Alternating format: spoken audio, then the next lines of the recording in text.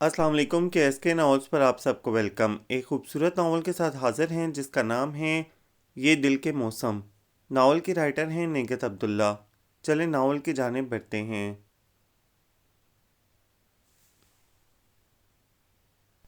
पता नहीं कैसे लोग कहते हैं कि मोहब्बत इंसान को बहादुर बना देती है, जबकि मैं तो इतनी बुज़दिल हो गई हूँ कि अपने साय से भी डरने लगी हूँ।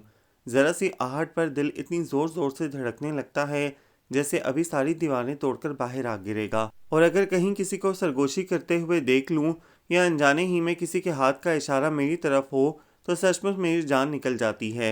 बस यही लगता है जैसे लड़कियाँ एक दूसरे को मेरे बारे में बता रही हों। ख्वामख्वाह सबसे छुपती फिरती हूँ या शायद अपनी कम हिम्मती के बायस। हालांकि ये कोई ऐसी बात नहीं है। यहाँ लड़कियाँ बड़े मज़े से एक दूसरे को अपनी मोहब्बतों के किस्से सुनाती हैं, बल्कि बास के बारे में तो मैं यकीन से कह सकती हूँ कि वो यहाँ पढ़ने नहीं बल्कि अपनी मोहब्बतों को परवान चढ़ाने आई हैं। बहरहाल मैं ज़रा मुख्तलिफ़ किस्म की लड़की हूँ। अव्वल तो मैंने कभी सोचा ही नहीं था कि कभी मेरी ज़िंदगी में कोई ऐसा शख्स अचानक आएगा जिसे देखते ही मेरा दिल सारी हदें फलांग जाएगा, क्योंकि मेरे घर का माहौल खालिस रवायती किस्म का है, जहाँ खसूसन लड़कियों की अपनी कोई सोच कोई मर्ज़ी नहीं होती। मैं अगर अपने शहर से दूर यहाँ डिग्री कॉलेज में पढ़ने आई हूँ तो इसमें मेरे शौक़ का दखल ज़रूर था, लेकिन मैंने इजहार हरगिज़ नहीं किया था। बस ये इत्तेफाक ही था कि जिस रोज़ मेरा इंटर का रिज़ल्ट आया उस रोज़ अब्बा जी के कोई जिगरी दोस्त कराची से आए हुए थे और उन्होंने ही अब्बा जी को मजबूरी कायल किया था कि मुझे आगे ज़रूर पढ़ना चाहिए। यूं उनकी मेहरबानी से अब्बा जी खुद आकर मुझे यहाँ दाखिल करा गए। रिहाइश का इंतज़ाम भी हॉस्टल में कर दिया, साथ ही बहुत सारी बातें भी समझा गए थे जो मेरा ख्याल है मैं खुद भी समझती थी। जब भी घर से दूर आकर और यहाँ शौक़ व चंचल लड़कियों के दरमियान रह कर भी मैं अपने माहौल की तरफ से लागू पाबंदियों से निकल नहीं सकी। मुझे अपनी रिवायत बहुत अजीज़ थी, लेकिन मैं इनसे बगावत भी नहीं करना चाहती, या शायद अब्बा जी के खौफ से मैंने कभी गैर इरादी तौर पर भी ऐसा नहीं सोचा, या फिर अब तक मुझे किसी जबर का सामना नहीं करना पड़ा। जब भी ऐसा ख्याल नहीं आया, मेरे लिए यही बहुत है कि अब्बा जी ने मुझे मज़ीद पढ़ने की इजाज़त दे दी, बल्कि मेरे कहने की नौबत ही नहीं आई थी, वरना मैं भी फरजाना बाजी की तरह इंटर के बाद घर के काम काज में अम्मा का हाथ बटाती और फिर पिया देश रुखसत हो जाती। यहाँ आने से पहले मेरा ख्याल था ज़िंदगी बस यही कुछ है, लेकिन अब रफ्ता रफ्ता एहसास हो रहा था कि ज़िंदगी में और भी बहुत कुछ है, रंग, खुशबू, गीत और भी न जाने क्या कुछ। फिर भी मैं अपने खौल से बाहर नहीं निकल सकी, क्योंकि मैं अब्बा जी से डरती भी बहुत हूँ। ज़रा से खिलाफ मिजाज बात हो जाने पर जिस रफ्तार से उनकी आंखें सुर्ख होती हैं उससे मेरी रूह तक काम जाती है। इसलिए भी मैं बहुत मोहतात रहती हूँ, किसी से ज़्यादा बात नहीं करती। हालांकि मेरी रूममेट शर्मीन बेहद बातूनी है, एक मिनट चुप नहीं रह सकती। इसकी बातों के जवाब में भी बस हूँ हाँ करती हूँ, और कभी कभी तो वो सचमुच कोई चीज़ उठाकर मुझे खींच मारती है, फिर खूब बकती झकती है। एक रोज़ तो बाकायदा लड़ने खड़ी हो गई थी। आखिर तुम अपने आप को समझती क्या हो, या तुमने मुझे पागल समझ रखा है? नहीं तो। मेरी सादगी पर वो मज़ीद तिलमिला गई थी। क्या नहीं तो? उस वक्त से क्या मैं दीवारों से सर फोड़ रही हूँ? बाबा मैं तुमसे बात कर रही हूँ। हाँ मैं सुन रही हूँ। मेरी बेचारगी पर उसे ज़रा रहम नहीं आया, मज़ीद चीख कर बोली थी, सुनने की भी क्या ज़रूरत है, कान बंद कर लिया करो। अगर ज़रा सी ज़ुबान नहीं हिला सकती तो बस अब मुझे अपना इंतज़ाम कहीं और करना पड़ेगा। नहीं शर्मीन प्लीज़, तुम कहीं और नहीं जाना। मैंने इसकी मिन्नत कर डाली थी क्योंकि वो मुझे अच्छी लगती थी। इसकी बातें, इसकी अदाएँ, च्युइंगम चबाते हुए सर को झटक झटक कर बोलती, और एक्टिव भी बहुत थी। गो कि मैं इसकी तरह नहीं हो सकती थी, फिर भी मैं चाहती थी वो मेरे साथ रहे, और इस रोज़ मेरी कमज़ोरी इसके हाथ आ गई। इसके बाद वो ज़बरदस्ती मुझसे बहुत से काम करवाने लगी। अगर मैं मना करती तो फ़ौरन अपना बोरिया बिस्तर समेटने लगती और मुझे इसके सामने हथियार डालने पड़ते। पहले मैं अपने कमरे से निकलती ही नहीं थी, और अब वो ज़बरदस्ती शाम में मुझे अपने साथ ग्राउंड में ले आती, जहाँ लड़कियाँ वॉलीबॉल और बैडमिंटन खेल रही होती। मुझे खेलों से दिलचस्पी नहीं थी, जबकि वो बहुत अच्छी खिलाड़ी थी। मैं चुपचाप किनारे बैठकर उसे देखती रहती। फिर उसी ने मुझे समझाना शुरू किया कि ये जो वक्त हमारी दस्तरस में है, कम अज़ कम इसे तो हम अपनी मर्ज़ी से गुजार लें, आइंदा कौन जाने कैसे हालात से साबका पड़े। फिर एक रोज़ उसने मुझे अपने साथ बाज़ार चलने के लिए कहा, और मैं सचमुच बेहद खौफज़दा हो गई थी। इसके सामने हाथ जोड़े कि इस चारदीवारी के अंदर वो जो कहेगी मैं करूँगी, लेकिन इसके साथ बाहर नहीं जा सकती क्योंकि मुझे इसकी इजाज़त नहीं है। अब्बा जी सख्ती से मना कर गए थे, और जब मैंने उसे अब्बा जी के गुस्से का बताया तो वो बड़े आराम से बोली थी, तुम्हारे अब्बा जी को क्या पता चलेगा? फिर भी मुझे डर लगता है। बेवकूफ़ हो तुम। इसीलिए तो कहती हूँ कि जितने दिन यहाँ हो अपनी मर्ज़ी से जी लो। دیکھ لو کہ دنیا کتنی حسین ہے، بعد میں موقع نہیں ملے گا۔ اس کی ساری باتوں کے جواب میں میرے پاس بس ایک ہی نہیں تھی۔ بالآخر اس نے اپنا آخری حربہ استعمال کیا، یعنی خفا ہو کر بوریا بستر سمیٹنے لگی۔ بس اب تمہارے ساتھ نہیں رہوں گی، تم بہت بور لڑکی ہو۔ میں روحانسی ہو گئی اور اس کے ہاتھ سے چادر جو وہ بیڈ سے کھینچ چکی تھی لے کر دوبارہ بچھاتے ہوئے بولی، چل رہی ہوں، لیکن اگر ابا جی کو پتہ چل گیا نا تو انہیں کبھی پتہ نہیں چلے گا۔ اس کی ساری خفگی دور ہو گئی اور فوراً کپڑے لے کر واش روم میں گھس گئی تھی۔ میں نے بادل نخواستہ وہ پیسے جو اماں نے ابا جی سے چھپا کر مجھے دیے تھے پرس میں رکھے اور بڑی سی چادر اوڑھ کر تیار ہو گئی۔ وہ آئی تو مجھے دیکھ کر ہنسنے لگی تھی، لیکن میں نے کوئی نوٹس نہیں لیا اور اسی طرح اس کے ساتھ باہر نکلی تھی۔ وہ یقیناً میری زندگی کا پہلا موقع تھا کہ میں اپنی کسی دوست کے ساتھ باہر نکل رہی تھی، وہ بھی گھر والوں کی اجازت کے بغیر۔ سچ مچ میری ٹانگیں کانپ رہی تھیں، جبکہ وہ اسٹاپ پر بڑے اطمینان سے کھڑی تھی۔ ایک بس آئی، پیر رکھنے کی جگہ بھی نہیں تھی، پھر بھی وہ اس میں سوار ہونے کے لیے تیار تھی، لیکن میں نے منع کرتے ہوئے مضبوطی سے اس کا بازو تھام لیا تھا۔ پاگل ہو تم، وہ مجھ پر سخت جھنجھلائی۔ اس خوش فہمی میں مت رہو کہ خاص طور سے ہمارے لیے کوئی خالی بس آئے گی، لیکن اس میں تو چڑھنے کی جگہ بھی نہیں تھی۔ ارے دھکیل دھکال کر چڑھ جاتے۔ اچھا دیکھو، بس آ رہی ہے، اب کھڑی مت رہ جانا۔ اس نے میری گرفت سے اپنا بازو چھڑایا اور میرا ہاتھ تھامنا چاہتی تھی کہ بس کی حالت زار دیکھ کر میں 2 قدم پیچھے ہٹ گئی، جس سے میرا ہاتھ تو اس کے ہاتھ میں نہیں آیا، البتہ چادر کا کونا آ گیا اور وہ اسے ہی کھینچتی ہوئی بس کی طرف لپکی، جبکہ میں اسے روکنے کی کوشش کر رہی تھی۔ عجیب صورتحال تھی کہ وہ کھینچ کھانچ بھری بس میں چڑھنے پر بضد ساتھ میں مجھے بھی کھینچ رہی تھی اور میں ہرگز تیار نہیں تھی۔ پتہ نہیں اسے اتنی جلدی کیا تھی کہ میری طرف دیکھے بغیر جلدی آؤ کہتی ہوئی بس میں سوار ہو گئی۔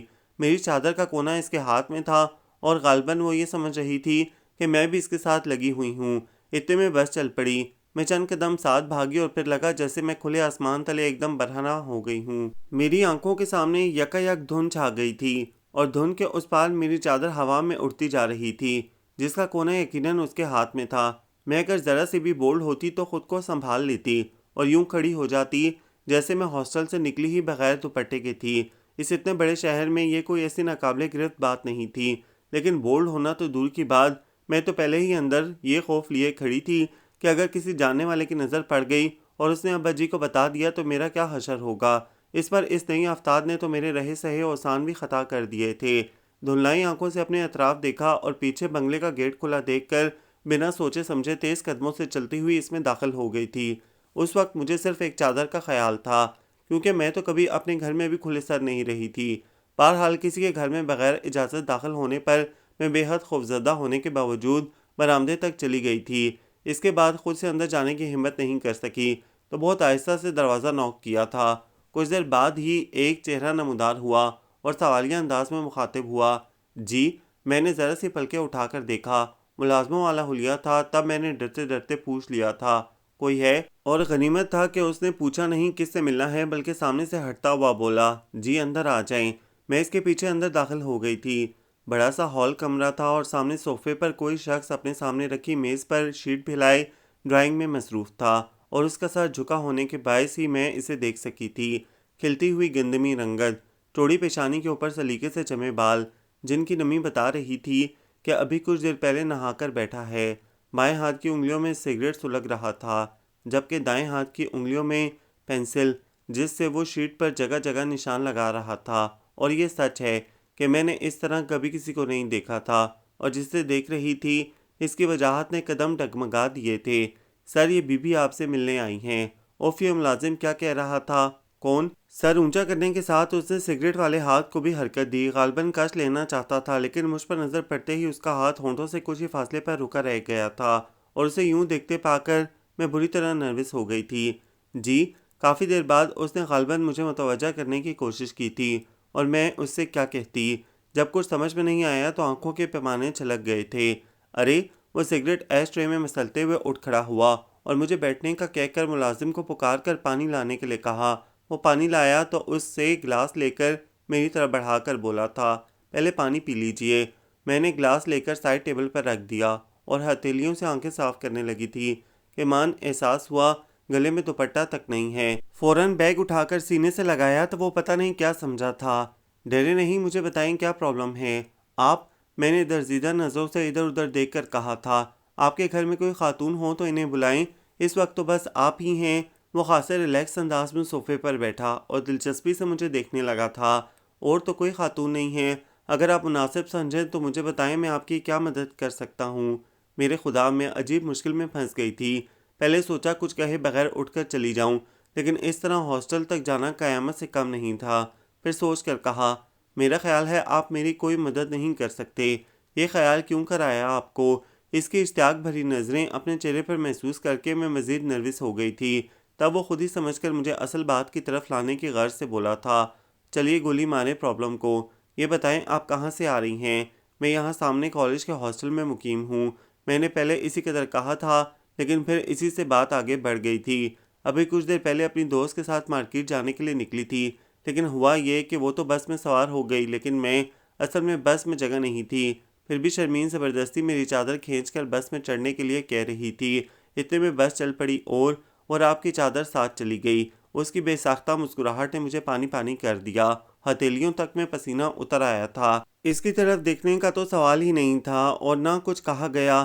تبھی وہ اٹھ کر ایک کمرے میں چلا گیا۔ کچھ دیر بعد واپس آیا تو اس کے ہاتھوں میں ہلکے آسمانی رنگ کی مردانہ شال تھی۔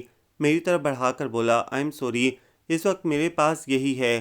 اور میں نے ذرا تکلف نہیں کیا۔ پتہ نہیں کہاں سے اتنی پھرتی آ گئی تھی کہ فوراً شال لے کر اپنے گرد لپیٹ لی۔ پل میں دھیمی دھیمی مہک نے مجھے اپنے حصار میں لے لیا تھا اور میں بمشکل کہہ پائی، شکریہ، ویلکم۔ وہ بیٹھا اور میں کھڑی ہو گئی۔ میں کل کسی وقت ہی آپ کو واپس کر جاؤں گی، میں نے کہا تو اس نے غالباً نہیں کہنے کے لیے ہونٹ کھولے تھے، لیکن پھر جانے کیا سوچ کر خاموش ہو رہا تھا، اور میں ایک بار پھر شکریہ کہہ کر جلدی سے باہر نکل آئی تھی۔ اور کتنی ہی اس سے دور چلی آتی، اس کی مہک میرے ساتھ ساتھ تھی۔ ہاسٹل آئی شرمین بھی راہداری میں ٹہل رہی تھی۔ مجھے دیکھتے ہی دبی آواز میں دانت پیس کر بولی تھی، الو کی پٹی کہاں چلی گئی تھی؟ کیوں، کیا ہوا؟ میں سہم گئی کہ کہیں میرے گھر سے تو کوئی نہیں آ گیا۔ اندر چل بتاتی ہوں۔ وہ مجھے کھینچتی ہوئی کمرے میں لائی۔ تب چادر پر نظر پڑی، بلکہ احساس ہوا، یہ چادر کس کی ہے؟ مجھے نہیں پتا، میں روحانسی ہو گئی۔ میری چادر تمہارے ساتھ چلی گئی تھی۔ میں مجبوراً وہیں ایک گھر میں داخل ہو گئی اور یہ چادر مستعار لے کر آئی ہوں۔ کیا کرتی، اس کے بغیر واپس یہاں نہیں آ سکتی تھی؟ بغیر جان پہچان کے انہوں نے تمہیں چادر دے دی، کل واپس کر آؤں گی۔ مجھے پتا ہے تم یہی کرو گی، شکل ہی سے احمق لگتی ہو۔ پھر خود ہی ہنسنے لگی۔ چادر کے ساتھ چار دیواری بھی مانگتی تو وہ بھی مل جاتی۔ بکو مت اور سن لو، آئندہ میں تمہارے ساتھ کہیں نہیں جاؤں گی۔ میری جان، میں خود اس وقت سے 100 بار توبہ کر چکی ہوں۔ دماغ خراب ہو گیا تھا میرا جو تمہیں ساتھ لے گئی تھی۔ وہ باقاعدہ مجھ پر بگڑنے لگی۔ پتہ ہے اگلے ہی سٹاپ پر اتر گئی تھی۔ بھاگی بھاگی واپس آئی تو تمہارا کہیں نام و نشان نہیں تھا۔ یہی خیال آیا کہ واپس یہاں آ گئی ہوگی، اور جب یہاں بھی نہیں ملی تو سچ مچ میرے پیروں تلے سے تو زمین نکل گئی تھی۔ ایمان سے اگر تم کچھ دیر اور نہ آتی تو میں پولیس میں رپورٹ درج کرانے پہنچ چکی ہوتی، کیونکہ اب مجھے یقین ہونے لگا تھا کہ تمہیں کوئی ٹی ٹی دکھا کر لے گیا ہے۔ ہائے نہیں، ایسی خوفناک باتیں تو نہیں کرو۔ کمبخت کو مجھ پر ذرا رحم نہیں آتا تھا۔ مزے لے کر بولی، مجھے لگتا ہے کسی دن تمہارے ساتھ یہی ہوگا۔ میں رونے لگی جبکہ وہ ہنستی چلی گئی تھی۔ اگلے روز شرمین دوسری لڑکیوں کے ساتھ بازار چلی گئی اور میں اس انتظار میں تھی، میرا خیال تھا اس وقت اس کی شال واپس کر آؤں، کیونکہ کل اس نے مروتاً بھی کوئی ایسی بات نہیں کہی تھی جس سے میں قدرے لاپرواہ ہو جاتی اور سوچتی کہ کسی بھی دن واپس کر دوں گی۔ لہٰذا اسی وقت میں نے شال طے کر کے شاپر میں ڈالی اور چادر اوڑھ کر باہر نکل آئی۔ اس کا گھر روڈ کے دوسری طرف ہی تو تھا، اس لیے میں بڑے آرام سے چوکیدار سے کچھ دیر میں آنے کا کہہ کر روڈ کراس کر آئی۔ لیکن یہاں آ کر احساس ہوا کہ جس کام کو میں اتنا آسان سمجھ رہی تھی وہ اتنا آسان بھی نہیں تھا۔ کل میں بنا سوچے سمجھے اس گیٹ میں داخل ہو گئی تھی، اور آج اپنے سارے حوصلے یکجا کرنے کے باوجود میں اندر داخل ہونے کی ہمت نہیں کر پا رہی تھی۔ کتنی دیر سوچنے کے بعد بالآخر میں نے بیل کا بٹن پش کر دیا۔ کل والا ملازم آیا اور مجھے دیکھتے ہی کہنے لگا، آئیے بی بی، صاحب صبح سے آپ کا انتظار کر رہے ہیں۔ کیا؟ میرے صرف ہونٹ نیم ماں ہوئے، جبکہ دل بڑی زور زور سے دھڑکنے لگا تھا۔ کتنی بار آپ کو پوچھ چکے ہیں، آئیے۔ ملازم نے دوبارہ اندر آنے کو کہا تو میں خاصے گمسم انداز میں اس کے پیچھے چل پڑی۔ وہ فون پر بات کر رہا تھا، مجھ پر نظر پڑی تو بات مختصر کر کے ریسیور رکھ دیا اور پوری طرح میری طرف متوجہ ہو کر دلکشی سے مسکرایا تو میں نے جلدی سے شاپر اس کی طرف بڑھا دیا۔ یہ آپ کی امانت، پلیز تشریف رکھیں۔ اس نے میرا بڑا ہوا ہاتھ یکسر نظر انداز کر دیا اور مجھے بیٹھنے کا کہہ کر خود ایک دروازے کے پیچھے غائب ہو گیا۔ مجھے الجھن ہونے لگی۔ کچھ دیر بعد وہ واپس آیا تو میں شش و پنج میں کھڑی تھی۔ ارے آپ ابھی تک کھڑی ہیں؟ اس نے تعجب کا اظہار کیا۔ میں یہ شال لوٹانے آئی تھی۔ اچھا، وہ ذرا سا ہنس کر بولا، لیکن میں تو دی ہوئی چیز واپس نہیں لیتا۔ جی؟ مجھے اپنا آپ عجیب سا لگا، اور یہ کہ میں نے آنے میں جلدی کیوں کی۔ فوراً شاپر صوفے پر رکھا اور واپس پلٹی ہی تھی کہ وہ سامنے آ کھڑا ہوا۔ اس طرح تو آپ نہیں جا سکتی۔ میں 2 قدم پیچھے ہٹ گئی۔ مجھے ڈر لگنے لگا۔ ادھر ادھر دیکھا، کوئی نہیں تھا۔ تب وہ میری کیفیت محسوس کر کے دھیمے لہجے میں بولا تھا، پلیز تشریف رکھیں، آپ میری مہمان ہیں، کل بھی یوں ہی چلی گئی تھیں۔ آپ کے جانے کے بعد خیال آیا تو بے حد پشیمانی ہوئی تھی کہ میں نے آپ سے چائے تک کا نہیں پوچھا تھا۔ نیور مائنڈ، آپ نے چادر دے کر جو مہربانی بلکہ احسان کیا وہ، پلیز، اسے فوراً ٹوک دیا۔ اتنی سی بات کے لیے اتنے بڑے بڑے الفاظ استعمال نہ کریں، اور پلیز بیٹھ جائیں۔ دیکھیں چائے بھی آ گئی۔ میں نے ملازم کو چائے لاتے ہوئے دیکھا اور پھر پلٹ کر صوفے کے کنارے پر قدرے تکلف سے بیٹھ گئی، کیونکہ میں جان گئی تھی کہ وہ کبھی بھی مجھے اس طرح نہیں جانے دے گا، اور اگر میں چلی گئی تو اسے بے حد دکھ ہوگا۔ کیا آپ اپنا نام بتانا پسند کریں گی؟ ٹرے میں کپ سیدھے کرتے ہوئے اس نے اچانک پوچھا۔ شمع۔ شمع دہراتے ہوئے اس نے ایک اچٹتی نظر مجھ پر ڈالی، پھر مسکرا کر بولا، مجھے جہانگیر کہتے ہیں، آرکیٹیکٹ ہوں۔ میرے والدین آج کل لاہور گئے ہوئے ہیں، وہاں میری سسٹر رہتی ہیں، اسی کے پاس گئے ہیں۔ آپ کہاں رہتی ہیں؟ ہاسٹل میں بے خیالی میں کہہ گئی۔ میرا مطلب ہے آپ کے گھر والے۔ اس نے چائے کا کپ میری طرف بڑھاتے ہوئے وضاحت کی، اور میں نے جواب دینے کے بجائے اس کے ہاتھ سے کپ لے کر ہونٹوں سے لگا لیا۔ بس یوں ہی خیال آیا تھا کہ اسے اپنے بارے میں کیوں بتاؤں، حالانکہ گزری شب کے کتنے پل اس کے نام کر چکی تھی۔ کبھی اس کی دل فریب مسکراہٹ کو سوچا تھا، کبھی دھیمے لہجے میں الجھی تھی، اور کبھی بھنورا آنکھوں کی گرفت میں آئی تھی۔ وہ کچھ دن میرے جواب کا منتظر رہا، پھر غالباً سمجھ گیا کہ میں بتانا نہیں چاہتی، تبھی کہنے لگا، احتیاط اچھی بات ہے۔ بہرحال مجھے آپ سے مل کر خوشی ہوئی، اور میں یہ رسماً نہیں کہہ رہا، بلکہ رسماً میں نے کبھی خوشی کا اظہار کیا ہی نہیں۔ میری زندگی میں بہت کم لوگ ایسے آئے جن سے مل کر میں واقعی خوش ہوا ہوں، اور ان میں آپ بھی شامل ہیں۔ میرے خدا، میرے دل کی راہداریوں میں مضبوط قدموں کی مدھم مدھم چاپ گونجنے لگی، تو میں گھبرا کر اٹھ کھڑی ہوئی۔ میں چلوں گی، پھر آئیں گی نا؟ اس نے بڑی آس سے پوچھا، لیکن میں فوری طور پر کوئی جواب نہیں دے سکی۔ تب وہ کہنے لگا، میری بیوی جان اور بابا جان آپ سے مل کر بہت خوش ہوں گے، آپ ضرور آئیے گا۔ جی؟ میں اسی قدر کہہ سکی، اور جاننے لگی کہ اس نے پکار لیا، شمع۔ میں نے پلٹ کر دیکھا تو اس نے شاپر اٹھا کر میری طرف بڑھا دیا، یہ آپ کے لیے ہے۔ میں کل بھی یہ بات کہہ سکتا تھا، لیکن اس طرح آپ کی دوبارہ آمد کی امید ختم ہو جاتی۔ تو کیا میں اسے دوبارہ لوٹانے آؤں؟ میرے سادگی سے پوچھنے پر وہ بے ساختہ مسکراہٹ نہیں روک سکا، اور آگے بڑھ کر شاپر میرے ہاتھوں میں تھما دیا۔ اس کی دل فریب مسکراہٹ اور پھر قربت مجھے نروس کر رہی تھی۔ جبھی میں جلدی سے باہر نکل آئی۔ شرمین ٹھیک کہتی تھی کہ زندگی میں اور بھی بہت رنگ ہیں، حسین اور دل فریب۔ میں گھٹے ماحول کی پروردہ بھلا کہاں ان رنگوں کو پا سکتی تھی؟ کبھی گمان میں بھی ایسی باتیں نہیں تھیں، اور اب جب اچانک یہ نیا احساس ملا تو میں سچ مچ بھکلا گئی تھی۔ مجھے ڈر لگنے لگا تھا کہ کہیں کوئی میرے تصورات تک رسائی حاصل نہ کر لے، جہاں ایک چادر کے عوض اس نے اپنا مستقل ٹھکانہ کر لیا تھا۔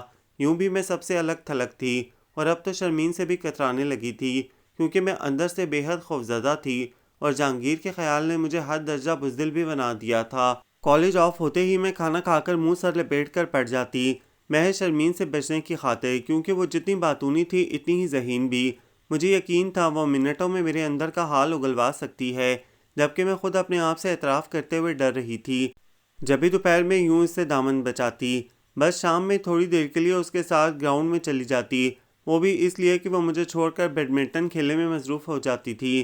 پھر رات کے کھانے کے بعد میں فوراً کتابیں لے کر بیٹھ جاتی، گو کہ میری آنکھوں کے سامنے لفظ کبھی دھبوں کی شکل اختیار کر جاتے اور کبھی مفہوم بدل بدل کر آتے۔ پھر بھی میں یہی ظاہر کرنے کی کوشش کرتی جیسے بڑی سنجیدگی سے پڑھائی میں مصروف ہوں۔ کیا تمہارا ٹاپ کرنے کا ارادہ ہے؟ محض میری توجہ ہٹانے کی خاطر شرمین نے خود کو میرے سامنے زور سے گرایا اور پوچھنے لگی، کیا کرو گی ٹاپ کر کے؟ اور لوگ کیا کرتے ہیں؟ اس کے گرنے سے جو صفحات ادھر ادھر بکھر گئے تھے، میں نے انہیں سمیٹتے ہوئے پوچھا، اور لوگوں کی بات نہیں کرو، ان کا تو کوئی نہ کوئی مقصد ہوتا ہے، اپنے آئندہ کے بارے میں وہ پلان کر چکے ہوتے ہیں، اور اگر تمہارا بھی کوئی مقصد ہے تو میں یقین سے کہہ سکتی ہوں کہ تم ہرگز ہرگز کامیاب نہیں ہو سکتی۔ کیوں؟ میرے استفسار پر وہ کندھے اچکا کر بولی، کیوں کا جواب بعد میں دوں گی، پہلے مقصد بتاؤ۔ ٹاپ کرنے کے بعد کیا کرو گی؟ کچھ نہیں، میرے منہ سے بلا ارادہ ہی نکل گیا، تو اس نے ہنستے ہوئے میرے سامنے کھلی کتاب بند کر دی۔ پھر کیا ضرورت ہے اتنا سر کھپانے کی؟ جب ہر صورت ہانڈی چولہا ہی کرنا ہے تو آرام سے فیل ہو جاؤ اور تمہارے کیوں کا جواب یہ ہے کہ تم جیسی احمق لڑکیاں صرف شوہروں کی سختیاں جھیلنے کے لیے پیدا ہوتی ہیں۔ جی نہیں، مجھے سخت برا لگا۔ جی ہاں، اس نے میرے انداز میں منہ پھلا کر میرا مذاق اڑایا، پھر کتابیں اٹھا کر ایک طرف رکھتے ہوئے بولی، بس اب تم مجھے مزید بور نہیں کرو۔ میں تمہیں کیا کہہ رہی ہوں؟ وہی میری بیچارگی اور اسے ذرا رحم نہیں آتا تھا، دان پیس کر بولی، کمبخت ایسی شکلیں مت بنایا کرو، اگر صنف مخالف کی نظر پڑ گئی تو پل میں جان سے جائے گا۔ ویسے اب تک کتنوں کو گھل کر چکی ہو، پتہ نہیں تم کیا کہہ رہی ہو۔ میں قصداً انجان بنی رہی اور اکتاہٹ کا مظاہرہ کرتے ہوئے کہا، ایسا کرو تم برابر میں رضوانہ کے پاس چلی جاؤ، تمہاری طرح وہ بھی باتیں کرنے کی بہت شوقین ہے نہیں تھی؟ کمبخت کو جب سے عشق ہوا ہے بس اسی کے خیالوں میں کھوئی رہتی ہے۔ رضوانہ کے نام پر اس نے برا سا منہ بنایا اور میرے سامنے مزید پھیل کر لیٹ گئی، گویا اب اس سے جان چھڑانی مشکل تھی۔ ناچار اس کی باتوں میں دلچسپی لینی پڑی۔ ہاں کیا ہوا ہے رضوانہ کو؟ بتایا تو ہے، عشق، اور وہ بھی ایک فضول بندے سے۔ شکل ایسی ہے کہ بس میں نے فوراً ٹوک دیا، کسی کی شکل کو برا نہیں کہنا چاہیے۔ ویسے تمہیں کیسے پتہ چلا؟ لو، میں تو اڑتی چڑیا کے پر گن لیتی ہوں، یہاں موجود ایک لڑکی کے بارے میں بتا سکتی ہوں۔ کوئی لاکھ خود کو 7 پردوں میں چھپائے، مجھ سے نہیں چھپ سکتا۔ اچھا، میں خواہ ہنسی، عجیب خجالت بھری ہنسی تھی۔ دل میں چور ہو تو یوں ہی دوسروں کی بات بھی اپنی بات لگتی ہے، اور اچھا ہوا وہ میری طرف دیکھ نہیں رہی تھی، ورنہ اسی وقت میرا پوسٹ مارٹم کر دیتی۔ پھر جیسے اچانک خیال کے تحت مجھے دیکھ کر بولی، سنو، تم نے کیوں اپنے دل کو اتنا سنبھال کر رکھا ہے؟ لگتا ہے کسی گلفام کے انتظار میں ہو، ہے نا؟ نہیں تو؟ میرے چہرے پر یقیناً کوئی رنگ اترا ہوگا، جبھی تو وہ دیکھتی رہ گئی، پھر میرا ہاتھ دبا کر بولی، سچ بولو، اتنا تو مجھے یقین ہے کہ تمہیں چاہنے والے ہزاروں ہوں گے، کیونکہ تمہیں دیکھ کر اس کلی کا خیال آتا ہے جسے نسیم سحر چپکے سے چھو کر گزری ہو۔ تم مجھے نروس کر رہی ہو۔ میں سچ مچ رو دینے کو ہو گئی تو وہ ہنس پڑی، پاگل لڑکی، میں تمہاری تعریف کر رہی ہوں، ایمان سے اگر کوئی مجھے اس طرح کہے تو میں اس کا منہ چوم لوں۔ اچھا ادھر دیکھو۔ میں نے ایک لہجے کو پلکیں اٹھا کر دوبارہ گرا لیں تو وہ یہ کہتے ہوئے اٹھ گئی، تمہارے بارے میں کچھ کہنا مشکل ہے۔ میں نے دل ہی دل میں شکر کیا اور تکیہ سیدھا کر کے لیٹ گئی۔ کتنے بہت سارے دن گزر گئے، میرے اندر عجیب سی بیکلی آ سمائی تھی، نہ پڑھنے پر طبیعت مائل ہوتی، نہ کسی اور کام میں دل لگتا، بس ہر پل اسی کا خیال اور یہ کہ وہ میرا منتظر ہوگا۔ روزانہ رات میں یہ سوچ کر سوتی کہ کل کسی بھی بہانے اس کے گھر جاؤں گی، لیکن صبح ہوتے ہی میری ہمتیں پست ہو جاتیں۔ کسی وقت تو اپنے آپ پر بہت غصہ آتا کہ آخر میں اتنی بزدل کیوں ہوں۔ اور بھی تو لڑکیاں ہیں، کتنے مزے سے وارڈن کی نظر بچا کر اور چوکیدار کو پیسے دے کر نکل جاتی ہیں۔ میں اگر ایسا نہیں کر سکتی تو وارڈن سے اجازت لے کر تو جا سکتی ہوں، لیکن میں یہ بھی نہیں کر سکی، کیونکہ جہاں اپنے اندر تھوڑی بہت ہمت پیدا کرتی وہیں ابا جی کا خیال آ جاتا کہ وارڈن سے تو میں کسی عزیز سے ملنے کا بہانہ کر سکتی تھی، اگر واپسی میں ابا جی موجود ہوئے تو ان سے کیا کہوں گی؟ بس یہی خوف میرے قدم روکے رکھتا، اور جب مجھے یقین ہو گیا کہ میں کبھی اس خوف سے نہیں نکل سکوں گی تو اس وقت بے حد ارزدہ ہو کر میں خود کو سمجھانے بیٹھ گئی، بہت دن ہو گئے، وہ یقیناً بھول بھال گیا ہوگا، ایسی چھوٹی چھوٹی باتوں کو بھلا کون یاد رکھتا ہے۔ شمع بی بی، آپ کی ملاقات ہے۔ چوکیدار کی آواز نے مجھے چونکا دیا اور ابا جی کا خیال آتے ہی میں فوراً کھڑی ہو گئی، جلدی پاؤں میں چپلیں ڈال رہی تھی کہ شرمین کہنے لگی، توبہ، تمہاری تو روح فنا ہو جاتی ہے ابا جی کی آمد پر، چلو آج میں بھی ان کا دیدار کر لوں، بلکہ ان سے کہوں گی لڑکی پر رحم کریں، اتنا روب بھی اچھا نہیں ہوتا۔ نہیں شرمین، پلیز تم نہیں آنا۔ میں نے بڑی منت سے اسے روکا اور جلدی سے باہر نکل آئی، طویل راہداری منٹوں میں عبور کی اور سیڑھیاں اتر کر ویٹنگ روم میں داخل ہوئی تو جہانگیر کو دیکھ کر ایک لمحے کو میرا پورا وجود سن ہو گیا، پھر اچانک دل اتنی زور سے دھڑکا کہ میں گھبرا کر ادھر ادھر دیکھنے لگی۔ شاید آپ کو میرا آنا اچھا نہیں لگا، وہ پتہ نہیں کیا سمجھا اور میں ایک لفظ نہیں بول سکی۔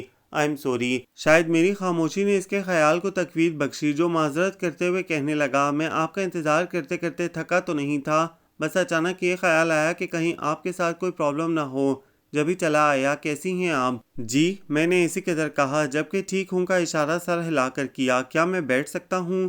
پلیز۔ میں اس کے سامنے بیٹھی تو کہنے لگا، آپ کو میری طرف آنے کا خیال ہی نہیں آیا یا بارہا خیال آیا؟ میری بے اختیاری پر اس کی بے قراری سبقت لے گئی، پھر میں سوچتی رہ گئی، کوئی جواب نہیں سوجا تو موضوع بدلنے کی خاطر پوچھا، آپ کیا لیں گے، چائے یا کولڈ ڈرنک؟ نہ چائے نہ کولڈ ڈرنک، بس ایک وعدہ۔ جی؟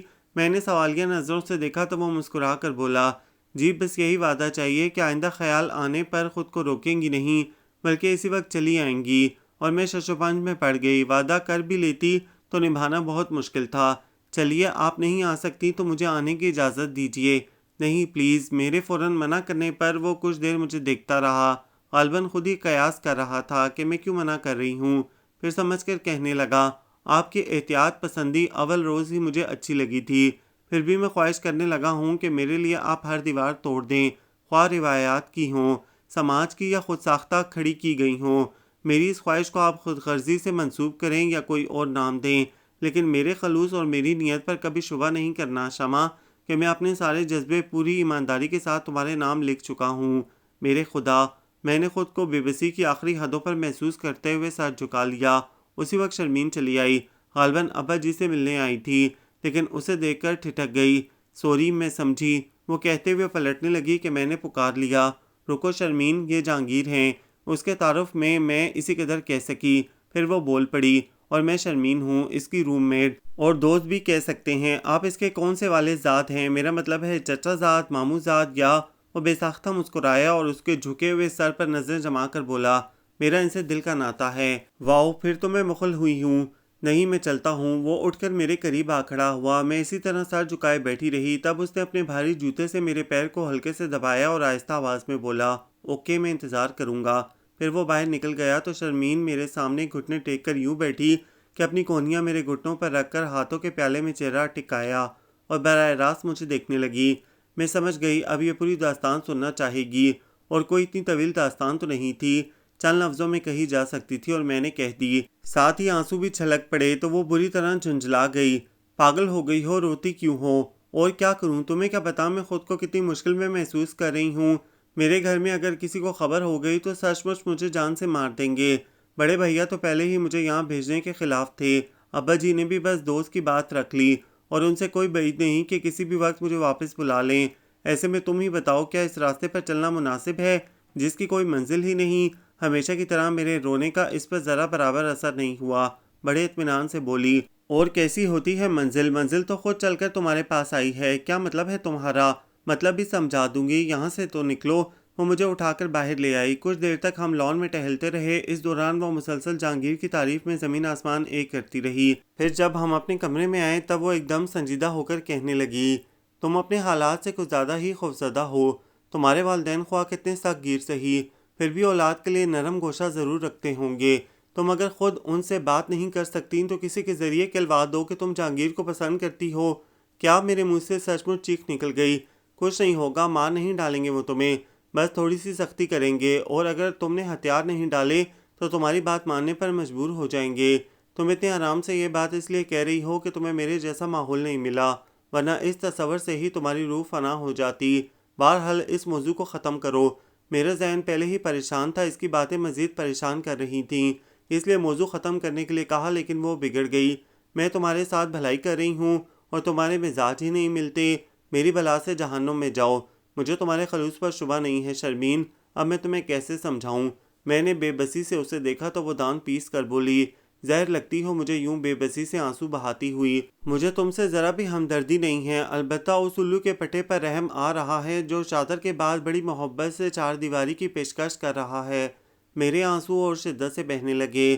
اسے دکھ دے کر کبھی سکون سے نہیں رہ سکو گی، میں جانتی ہوں، میں نے روتے روتے اعتراف کرنے کے ساتھ کہا، لیکن میں کیا کر سکتی ہوں؟ اپنی روایات سے بغاوت کرنا میرے اختیار میں نہیں ہے۔ پاگل لڑکی، تمہیں بغاوت کرنے کو کون کہہ رہا ہے؟ اس کی جھنجھلاہٹ عروج پر تھی۔ پھر میں نے ڈرتے ڈرتے پوچھا تو اس بار اسے مجھ پر رحم آ ہی گیا۔ میرے پاس بیٹھتے ہوئے سمجھانے کے انداز میں کہنے لگی، آخر کہیں نہ کہیں تو تمہاری شادی ہونی ہے نا، اور میرا خیال ہے تم انگیج بھی نہیں ہو۔ پھر تمہاری مایوسی میری سمجھ میں نہیں آتی۔ آخر تم نے کیوں ایسی باتیں فرض کر لی ہیں جو تمہیں خوفزدہ کرتی ہیں؟ تم اس کے برعکس بھی تو سوچ سکتی ہو۔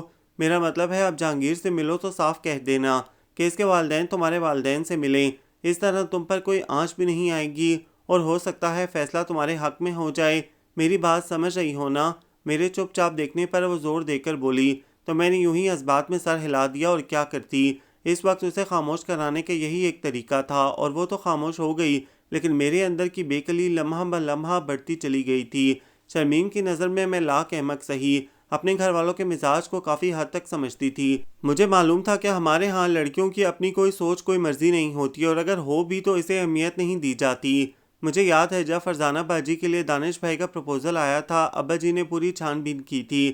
اس کے بعد جب حامی بھرنے کا مرحلہ آیا تو پتہ نہیں کس نے کہا تھا پہلے لڑکی سے پوچھ لیں۔ اس پر ابا جی غضبناک ہو گئے تھے، یوں جیسے انہیں گالی دی گئی ہو، جبکہ ابا جی سب سے زیادہ فرزانہ باجی کو چاہتے ہیں، اور جب انہوں نے ان کا خیال نہیں کیا تو میری بھلا کیا اہمیت ہوگی۔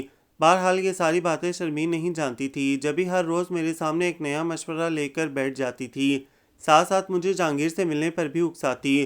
اب میں اسے کیسے سمجھاتی کہ میرا تو اپنا دل سودائی ہے، کس طرح نہیں مچلتا، اور میں ہر رات اسے یہ کہہ کر بہلاتی ہوں کہ کل ضرور جہانگیر کے پاس جاؤں گی۔ پھر دن میں کتنی بار یہ مجھے یاد دہانی کراتا ہے، لیکن میری ہمت نہیں ہوتی۔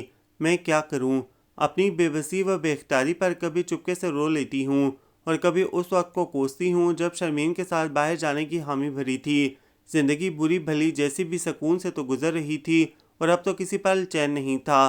اس شخص میں کوئی ایسی بات ضرور تھی جو پہلی نظر میں ہی نہ صرف اچھا لگا بلکہ میرے ہر خیال پر قابض ہو گیا تھا۔ کتنے دن گزر گئے تھے، پھر بھی میرے دل کی راہداریوں میں اس کے قدموں کی چاپ اسی طرح گونجتی تھی، اور میں لاشعوری طور پر اس کی منتظر بھی تھی کہ میری طرف سے مایوس ہو کر وہ پھر خود ہی آ جائے گا۔ اور اس روز جب چوکیدار نے میری ملاقات کا بتایا تو بالکل غیر ارادی طور پر میں نے چونک کر شرمین کو دیکھا، اور غالباً وہ میری مسلسل خاموشی سے تنگ آ چکی تھی۔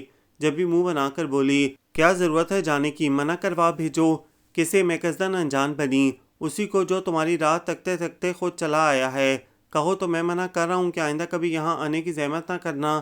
نہیں، میری بے اختیاری پر وہ سلگ کر کوئی سخت بات کہنے جا رہی تھی کہ اس سے پہلے میں کمرے سے نکل آئی۔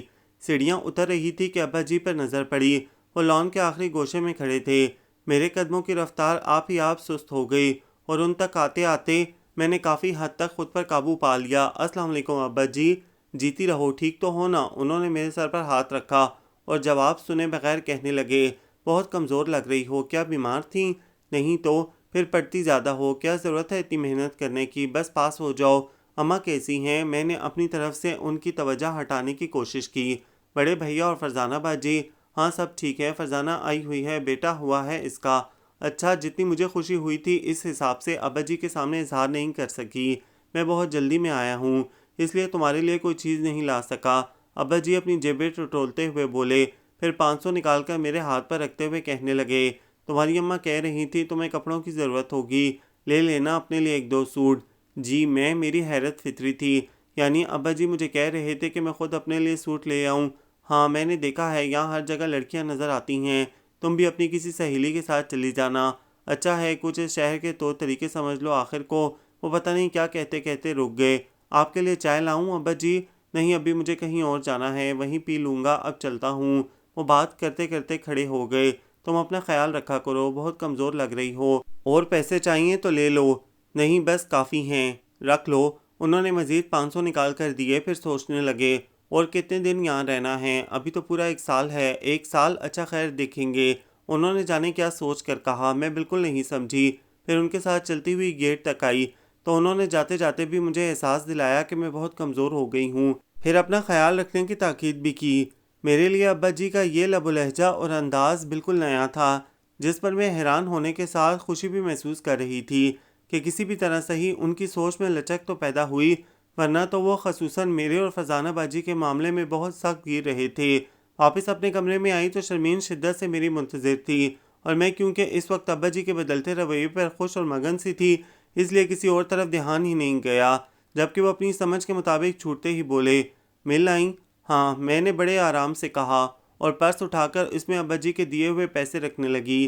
ایسی کیا چیز دی ہے اس نے جو مجھ سے بھی چھپائی جا رہی ہے؟ اس کے مشکوک انداز پر میں چونک گئی۔ ہائیں، کس کی بات کر رہی ہو؟ اسی کی جس سے مل کر آ رہی ہو، وہ چٹک کر بولی اور میں سلگ گئی۔ تمیز سے بات کرو، میرے ابا جی آئے تھے۔ لاہول والا، میرا مطلب کیا تم میرے ابا جی پر لاہول پڑھ رہی ہو؟ مجھے بے حد غصہ آیا اور وہ ہنسنے لگی، پھر اسی طرح ہنستے ہوئے بولی، تم بھی ایک چیز ہو، پتہ نہیں کتنے احمق مرے تھے تو تم پیدا ہوئی تھیں۔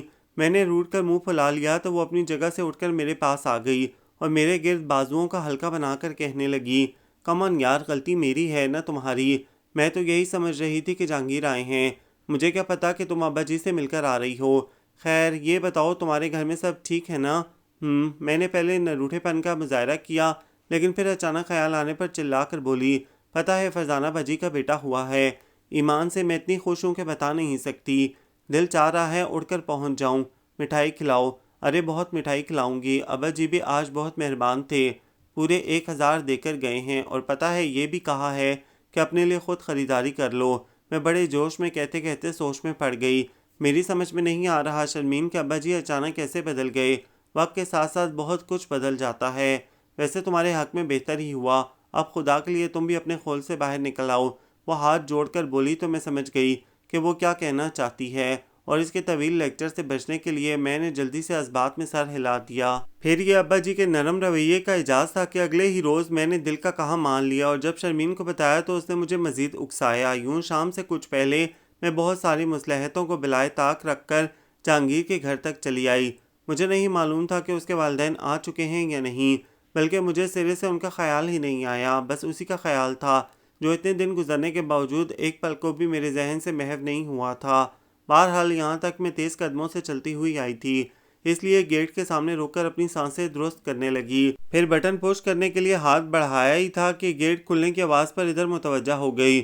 اگلے پل جہانگیر باہر نکلا اور مجھے دیکھ کر اس کی آنکھوں میں ایسی چمک لہرائی جیسے مایوسیوں کے گھور اندھیاروں میں اچانک امید کی شمعیں جل اٹھی ہوں۔ شمع بے اختیاری سی بے اختیاری تھی۔ وہ میرا ہاتھ تھام کر اندر لے آیا اور اسی بے اختیاری میں میرے کندھے تھام کر بولا، ابھی میں خود سے یہ عہد کر رہا تھا کہ اگر آج بھی تم نہ آئیں تو میں تمہارا خیال چھوڑ دوں گا۔ تم نے مجھے بڑی آزمائش سے بچا لیا ہے شمع، میں خود سے کیا عہد کبھی نہیں نبھا سکتا تھا۔ اس کے جذبوں کی سچائیاں میرے دل کی زمین پر نرم نرم پھوار کی مانند برسنے لگی تھی۔ بہت آہستگی سے اپنے کندھوں پر سے اس کے ہاتھ ہٹا کر غیر محسوس طریقے سے پیچھے ہٹتے ہوئے میں بس اسی قدر کہہ سکی، میں آنا چاہتی تھی لیکن میں تم سے شکوہ نہیں کروں گا، میرے لیے یہی بہت ہے کہ تم آ گئی ہو، پلیز بیٹھو نا۔ میں بیٹھی تو خیال آنے پر پوچھا، آپ کے گھر والے نہیں آئے؟ ابھی تک تو نہیں آئے، اصل میں بابا کو لاہور بہت پسند ہے اور وہ وہیں سیٹل ہونے کا سوچ رہے ہیں، اور بی بی جان روبی کی وجہ سے وہاں رہنا چاہتی ہیں۔ روبی میری بہن ہے۔ میں اس کی بات سن کر خاموش رہی تو اس نے ملازم کو پکار کر چائے کے لیے کہا، پھر میرے سامنے بیٹھتے ہوئے بولا، تم ٹھیک تو ہو نا؟ میں نے اس بات میں سر ہلا دیا۔ اسی وقت ملازم آ کر اسے کسی کی آمد کا بتانے لگا، اور جب اس نے اسے اندر لانے کے لیے کہا تو میں گھبرا کر کھڑی ہو گئی۔ میں چلوں گی؟ کیوں؟ وہ حیران ہوا۔ ابھی تو آئی ہو، پلیز بیٹھو، آپ کے مہمان آئے ہیں۔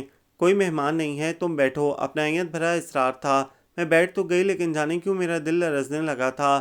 مجھے اپنی ساری احتیاطوں پر پانی پھرتا نظر آیا۔ یوں لگا جیسے آنے والا خاص اسی مقصد سے آیا ہو اور اب سارے زمانے میں منادی کرتا پھرے گا۔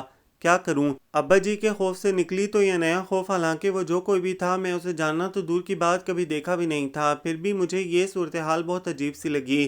ایک پل میں میرے ذہن نے جانے کیسی کیسی خوفناک باتیں سوچ لیں اور میں سر جھکا کر خود کو ملامت کرنے لگی، جبکہ جہانگیر بڑا پرجوش تھا۔ اس سے بغلگیر ہوا، پھر اس کا ہاتھ پکڑ کر اپنے ساتھ بٹھایا اور غالباً بیٹھتے ہی اس کی نظر مجھ پر پڑی، پھر اس کی شوخ آواز میری سماعتوں سے ٹکرائی، آپ کی تعریف؟ یہ شمع ہیں۔ جہانگیر نے میرے تعارف میں اسی قدر کہا، شمع؟ اس نے پتہ نہیں یوں ہی میرا نام دہرایا یا مجھے مخاطب کیا۔ میں نہ تو سمجھی نہ دیکھا، بلکہ سر کو کچھ اور جھکا لیا۔ تب اس کی محظوظ آواز سنائی دی، تعارف ادھورا ہے، مکمل تعارف وقت آنے پر کراؤں گا۔ جہانگیر نے کہا تو وہ بضد ہوا، نہیں ابھی۔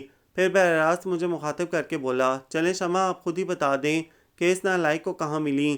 جی؟ میں نے بلا ارادہ ذرا سا سر اونچا کر کے اسے دیکھا تو پتہ نہیں واقعی ایسا تھا یا مجھے محسوس ہوا کہ اس کی ساری شوخی پل میں رخصت ہو گئی تھی، اور یوں لگ رہا تھا جیسے میری آنکھوں کی گہرائیوں میں وہ خود کو ڈوبنے سے بچانے کے لیے اپنی ساری توانائیاں صرف کر رہا ہو، اور ابھی وہ سنبھلنے بھی نہیں پایا تھا کہ میں کھڑی ہو گئی۔ کیا ہوا؟ جہانگیر میری تقلید میں کھڑا ہوا۔ میں جا رہی ہوں، میں نے کہا اور تیز قدموں سے باہر نکل آئی۔ جہانگیر میرے پیچھے بھاگا آیا اور گیٹ پر روک کر پوچھنے لگا، کیا تم خفا ہو کر جا رہی ہو؟ میں نے نفی میں سر ہلایا تو اس نے بےتابی سے پوچھا، پھر کب آؤ گی؟ میں نہیں آ پائیں گے۔ اوہ تھینک یو شمع۔ اس نے طمانینت کا گہرا سانس لیا اور میں اسے خدا حافظ کہہ کر چلی آئی۔ حسب توقع شرمین منتظر تھی، دیکھتے ہی سوالوں کی بوچھار کر دی، لیکن میں نے اس کی کسی بات کا جواب نہیں دیا۔ اصل میں میرے اپنے حواس ٹھکانے نہیں تھے اور وہ پتہ نہیں کیا سمجھی، بے حد ناراضگی کا اظہار کرتے ہوئے یہ کہہ کر کمرے سے نکل گئی، اب کہاں ہمیں لفٹ کراؤ گی؟ مجھے افسوس ہوا اور میں اسے ناراض بھی نہیں کرنا چاہتی تھی، پھر بھی فوری طور پر اس کے پیچھے نہیں جا سکی، بس بیٹھی کراہتی رہی۔ اپنے آپ پر غصہ بھی آ رہا تھا کہ میں کیوں جہانگیر کے گھر چلی گئی، انتظار کر لیتی، وہ خود ہی کسی دن آ جاتا۔ گو کہ وہاں کوئی ایسی بات نہیں ہوئی تھی، جیسا وہ خود شائستہ اور مہذب تھا ویسا ہی اس کا دوست بھی تھا۔ پھر بھی اس کی اچانک آمد سے مجھے اپنی پوزیشن آکورڈ سی لگی اور میں اب تک اس بات کو شدت سے محسوس کر رہی تھی۔ شام ڈھل کر رات ہو گئی، میں بھوک کے باوجود کھانے کے لیے بھی نہیں گئی اور شرمین پتہ نہیں کہاں رہ گئی تھی، مجھ سے کھانے کا پوچھنے تک نہیں آئی۔ یقیناً سنجیدگی سے خفا ہو کر گئی تھی۔ اب مجھے اس پر غصہ آنے لگا، پہلے اس کے پیچھے جانے کا سوچا، پھر اپنی سوچ کی نفی کرتے ہوئے منہ سر لپیٹ کر لیٹ گئی۔ کافی دیر غالباً 2 گھنٹے کے بعد وہ آئی اور آتے ہی جارحانہ انداز میں میرے ساتھ سے چادر کھینچتے ہوئے بولی، کھانے کے لیے کیوں نہیں آئیں؟ تم نے بلایا جو نہیں؟ میرے منہ پھلانے پر وہ لال بھبوکا ہو گئی، جیسے ابھی میرا منہ نوچ لے گی۔ ضبط کرتے کرتے بھی میری ٹانگ میں زور سے چٹکی کاٹ کر بولی، کمبخت صاف کیوں نہیں کہتی کہ اس کے ہاں سے پیٹ بھر کر آئی تھی؟ قسم لے لو چائے تک نہیں پی۔ ہائے اتنا کنجوس لگ تو ایسا رہا تھا جیسے غالباً اس کی سمجھ میں نہیں آیا کیا کہے، جھنجھلا کر بولی، آئندہ ایسے کنجوس کے گھر نہیں جانا جو ایک پیالی چائے نہ پوچھے۔ کبھی نہیں جاؤں گی، میں نے کہا تو وہ چونک کر دیکھنے لگی، کیوں نہیں جاؤ گی؟ بس تم نے منع کر دیا نہیں جاؤں گی۔ میں نے بے نیازی برتنے کی بہت کوشش کی، لیکن وہ بھی ایک کائیاں تھیں۔ میرے چہرے پر نظریں جما کر بولی، مجھ سے جھوٹ نہیں بولنا، سچ بتاؤ کیا بات ہوئی ہے؟ اور مجھے اسی سے تو کہنا تھا، اور وہ ساری تفصیل سن کر الٹا مجھ پر بگڑنے لگی۔ تو اس میں اتنا ڈرنے کی کیا بات ہے؟ جب آنے والا نہ تو تمہارا چاچا تھا، نہ ماما، اور نہ سسرالی، پھر تم اتنی خائف کیوں ہو؟ بھائی جہانگیر کا دوست ہی تو تھا، اور بقول تمہارے اسی کی طرح شائستہ و مہذب، پھر خدشہ کس بات کا تھا؟ پتہ نہیں، اب میں سوائے اس کے کیا کہہ سکتی ہوں کہ تم انتہائی ناشکری ہو۔ من آنگن میں چاہتوں کا موسم نرم نرم پھوار لیے اتر رہا ہے، اور تم بجائے اس میں تن من بھگونے کے نام نہاد اندیشوں کی آگ میں سلگنا چاہتی ہو۔ تمہاری مرضی۔ وہ کندھے اچکا کر بولی اور پھر اٹھ کر اپنی جگہ پر جا لیٹی، اور میں نے سوچا وہ ٹھیک تو کہہ رہی ہے، میں کیوں ذرا سی بات کو خود پر اتنا طاری کر لیتی ہوں؟ اور پھر یہ تو کوئی ایسی بات بھی نہیں، اگر جہانگیر کے دوست نے مجھے اس کے ساتھ دیکھ لیا ہے تو میں کیوں پریشان ہو رہی ہوں؟ اور دھیرے دھیرے میں اندیشوں سے نکلی تو من آنگن میں اترے چاہتوں کے موسم کی جولانیاں عروج پر تھیں۔ زندگی اچانک ہی بہت خوبصورت لگنے لگی تھی، جیسا کہ شرمین نے کہا تھا کہ یہ جو وقت ہماری دسترس میں ہے اسے ہم اپنی مرضی سے گزار لیں، تو میں بھی ایسا ہی سوچنے لگی تھی۔ اگر کبھی بھولے سے بھی کوئی اندیشہ سر ابھارتا تو میں فوراً سر جھٹک دیتی۔ یوں میں خاصی مطمئن اور مگن سی رہنے لگی، گو کہ میں جہانگیر کے گھر نہ جانے کے طے کر چکی تھی، اور یہ بات میں نے جہانگیر سے بھی کہہ دی تھی، اور اس نے برا نہیں مانا، بلکہ اسے بھی میری احتیاط پسندی پر محمول کر کے قائل ہو گیا، اور خود ہی کسی شام چلا آتا۔ اس کے آنے کا کوئی دن مقرر نہیں تھا، اور نہ ہی وہ ایسا فارغ تھا کہ روز چلا آتا۔ اس روز جب میں نے اسے پوچھا تھا کہ پھر کب آئیں گے، تو وہ مسکرا کر بولا تھا، یہ نہیں بتاؤں گا۔ کیوں؟ میں نے نہ سمجھنے والے انداز میں استفسار کیا تو اس نے کہا تھا، مجھے اچانک سامنے پا کر تمہاری آنکھوں میں جو قندیلیں ایک پل کو جگمگاتی ہیں، میں اس ایک پل کو کھونا نہیں چاہتا۔ اور میں نے اسے یہ نہیں بتایا تھا کہ میں نے بس یوں ہی پوچھ لیا، ورنہ میں خود انتظار کے ان کیف اگیں لمحات کو کھونا نہیں چاہتی، جن میں ہر پل اس کے آنے کا گمان رہتا ہے۔ ان دنوں موسم عجیب سا ہو رہا تھا، دوپہر میں گرمی اور حبس رہتا، شام میں البتہ ہوا چلنے لگتی تھی۔ اس وقت میں آخری کلاس اٹینڈ کرنے کے بعد ہاسٹل کی طرف آ رہی تھی، تیز دھوپ سے بچنے کی خاطر میں بہت تیز چل رہی تھی تاکہ جلد از جلد سائے میں پہنچ سکوں۔ برآمدے تک آئی ہی تھی کہ گیٹ کے پاس کھڑے جہانگیر پر نظر پڑ گئی۔ مجھے اچنبھا ہوا، کیونکہ اس وقت تو وہ کبھی نہیں آیا تھا۔ میں نے وہیں سے اسے ویٹنگ روم میں جانے کا اشارہ کیا اور خود بھی اسی طرف آ گئی۔ خیریت؟ میں سامنے موجود ہوں، پھر کس کی خیریت پوچھ رہی ہو؟ اس نے مسکراہٹ ہونٹوں میں دبا کر کہا، تو میں نے قدرے سٹپٹا کر وضاحت کی، میرا مطلب ہے آپ اس وقت کیسے آئے تم سے ملنے؟ وہ اطمینان سے صوفے پر بیٹھ گیا، اور جب مجھے الجھتے دیکھا تو کہنے لگا، میں آج شام لاہور جا رہا ہوں بی بی جان کو لینے۔ بابا کا فی الحال آنے کا کوئی ارادہ نہیں، اس لیے میں نے سوچا بی بی جان کو ہی لے آؤں، وہ آئیں گی تبھی تو میری نैیا پار لگے گی۔ میں بے دہانی میں اس پر نظریں جمائے بیٹھی تھی، یوں بھی اس کی بات سن رہی تھی، اور وہ آخر میں میری کھلی آنکھوں میں دیکھ کر بولا، اب تم جلدی سے یہ بتا دو بی بی جان کو تمہارے ہاں کب بھیجوں؟ میں نے جلدی سے نظروں کا زاویہ بدل لیا اور آہستہ سے بولی، مجھے نہیں پتا۔ ٹھیک ہے تو پھر میں انہیں لاہور سے سیدھا تمہارے گھر لے جاؤں گا۔ نہیں، میں نے سٹپٹا کر اسے دیکھا، وہ شرارت سے مسکرا رہا تھا۔ مزید شوق ہو کر بولا، کیا نہیں، آپ مجھے کنفیوز کر رہے ہیں۔ میں نے کہا تو وہ ہنس پڑا، قدرے توقف سے سنجیدہ ہو کر کہنے لگا، اچھا ٹھیک ہے، میں بی بی جان کو لے آؤں پھر طے کریں گے، اور تم سن لو میں زیادہ عرصہ انتظار نہیں کروں گا، یوں بھی تمہارے امتحانوں میں 3-4 مہینے ہیں، بات بننے میں اتنا عرصہ لگ ہی جائے گا۔ میں چاہتا ہوں امتحانوں کے فوراً بعد تمہیں اپنے گھر لے آؤں، اس کی بے باک صاف گوئی مجھے بری طرح نروس کر رہی تھی۔ اس پر مستضاد مجھے سے پوچھ رہا تھا۔ ٹھیک ہے نا، میں خاموش رہی، کپ رکھتے ہوئے بولا۔ اوکے چلتا ہوں، میں تمہیں یہی بتانے آیا تھا کہ شام میں لاہور جا رہا ہوں۔ گو کہ میرا ارادہ 3-4 روز سے زیادہ رکنے کا نہیں ہے، لیکن کوئی کام بھی نکل سکتا ہے اور ایسی صورت میں اتنے ہی دن مزید لگ سکتے ہیں، لہٰذا تم نہ تو پریشان ہونا اور نہ میری طرف سے بدگمان، سمجھی؟ میں نے بمشکل ذرا سی پلکیں اٹھا کر دیکھا۔ وہ مجھے محبتوں کے راستے سے آشنائی دے کر اب منزل قریب ہونے کی نوید دے کر جا رہا تھا۔ میری نظروں نے اوجھل ہونے تک اس کا تعاقب کیا، پھر میں اوپر چلی آئی۔ شرمین پنکھا فل سپیڈ میں کھولے بڑے فری سٹائل میں دونوں بازو اور ٹانگیں پھیلا کر بیٹھی ہوئی تھی۔ مجھے بہانا چاہیے تھا۔ ہنسی میرے اندر پھوٹ رہی تھی۔ اسے دیکھ کر کہکے کی صورت ہونٹوں سے آزاد ہوئی تو وہ گھور کر بولی، پسینہ سکھا رہی ہوں اور تم یہ کہاں رہ گئی تھیں؟ جہانگیر آئے تھے، ان سے بات کر رہی تھی۔ کیا؟ وہ ایک دم اٹھ کر بیٹھ گئی۔ اتنی گرمی میں بھی اسے چین نہیں ہے، شام کا انتظار کر لیتا۔ شام میں وہ لاہور جا رہے ہیں اور یہی بتانے آئے تھے۔ چلو چھٹی ہوئی۔ وہ دوبارہ لیٹ گئی اور میں کیا مطلب کہتے کہتے رہ گئی، محض اس خیال سے کہ کہیں وہ بے سروپا باتیں نہ شروع کر دے، اور میں اس وقت بہت خوشگوار موڈ میں تھی۔ اٹھ کر منہ ہاتھ دھو کر آئی، اس سے کھانے کا پوچھا اور اس کے منع کرنے پر میں بھی ڈائننگ ہال جانے کا ارادہ ملتوی کرتے ہوئے لیٹ گئی۔ اگر تم میری وجہ سے کھانا چھوڑ رہی ہو تو چلو چلتی ہوں۔ وہ مجھے لیٹتے دیکھ کر بولی، نہیں بھوک نہیں ہے۔ اچھا سنو، شام میں بازار چلو گی؟ ہاں، میں نے سوچ کر حامی بھری اور اس کی طرف سے کروٹ بدل لی۔ پھر ہم دونوں بس 2 گھنٹے ہی سوئے اور اٹھتے ہی بازار جانے کی تیاری میں لگ گئے۔ گو کہ ابھی صرف 4 بجے تھے، دھوپ میں بھی شدت باقی تھی، لیکن شرمین کو کیونکہ ایک ایک دکان کھنگالنے کی عادت تھی، اس لیے وہ اسی وقت چلنے پر بضد تھی تاکہ شام تک واپسی ہو سکے، ورنہ دوسری صورت میں رات ہونے کا اندیشہ تھا اور اتنی دیر تک ہمیں باہر رہنے کی اجازت بھی نہیں تھی۔ بہرحال اس معاملے میں میں ایک طرح سے اس کی بات ماننے کی پابند تھی، لہٰذا بغیر چون چرا کے اس کے ساتھ چل پڑی۔ ایک تو قریبی مارکیٹ بھی کافی دور تھی، جانے آنے میں بھی وقت لگتا تھا۔ حسب عادت اس نے ایک کے بعد ایک دکان میں جھانکنا شروع کر دیا، اور میں چونکہ پہلے بھی 1-2 بار اس کے ساتھ آ چکی تھی اور اس کی عادت سے واقف تھی، اس لیے جہاں وہ دکاندار سے بات شروع کرتی میں اطمینان سے کنارے کھڑی ہو جاتی۔ پہلے مرحلے پر تو اس نے اپنی مطلوبہ اشیاء کو ہر دکان پر پرکھا، جبکہ اس دوران میں نے 2 سوٹ، چپل اور دوسری چھوٹی موٹی اشیاء خرید لیں۔ اس کے بعد اس کے خریدنے کا مرحلہ آیا، جو میں نے بڑے صبر و سکون سے طے کیا۔ غالباً صبر و سکون کا مظاہرہ میری مجبوری تھی، ورنہ اگر میں اس کی طرح اتنی بولڈ ہوتی تو اپنی خریداری کے بعد بڑے آرام سے اسے اس کے حال پر چھوڑ کر چلی آتی۔ خیر، خدا کر کے اس کی خریداری مکمل ہوئی تو لوگوں کے ہجوم سے نکل کر میں نے سچ مچ سکون کا سانس لیا۔ رکشہ کر لیتے ہیں، بس میں کہاں یہ چیزیں سنبھالیں گے؟ میں نے کہا تو وہ پہلے دن کا واقعہ یاد کر کے ہنستے ہوئے بولی، تمہارے ساتھ واقعی مسئلہ ہے، چادر تک تو سنبھالی نہیں جاتی تم سے۔ ویسے میرا خیال ہے چادر کو 4 دیواری تک جانے کا شارٹ کٹ کہنا چاہیے۔ بکو مت، مجھے بے ساختہ ہنسی آئی۔ کل سے میں بھی چادر اوڑھوں گی، بلکہ غلطی ہو گئی، ابھی اوڑھ کر آنی چاہیے تھی۔ کیا پتہ آج میرا نصیب جاگ جاتا۔ کمبخت کو سر راہ کھڑے ہونے کا بھی خیال نہیں تھا، مسلسل بولے جا رہی تھی۔ وہ کہتا آپ کی چادر، میں کہتی ہوا میں اڑ گئی۔ وہ کہتا میرے ساتھ چلو، چادر ہی نہیں 4 دیواری بھی دوں گا۔ میں کہتی شکل دیکھی ہے لنگور؟ میرا ہنستے ہنستے برا حال تھا اور وہ باقاعدہ ڈائلاگ بول رہی تھی۔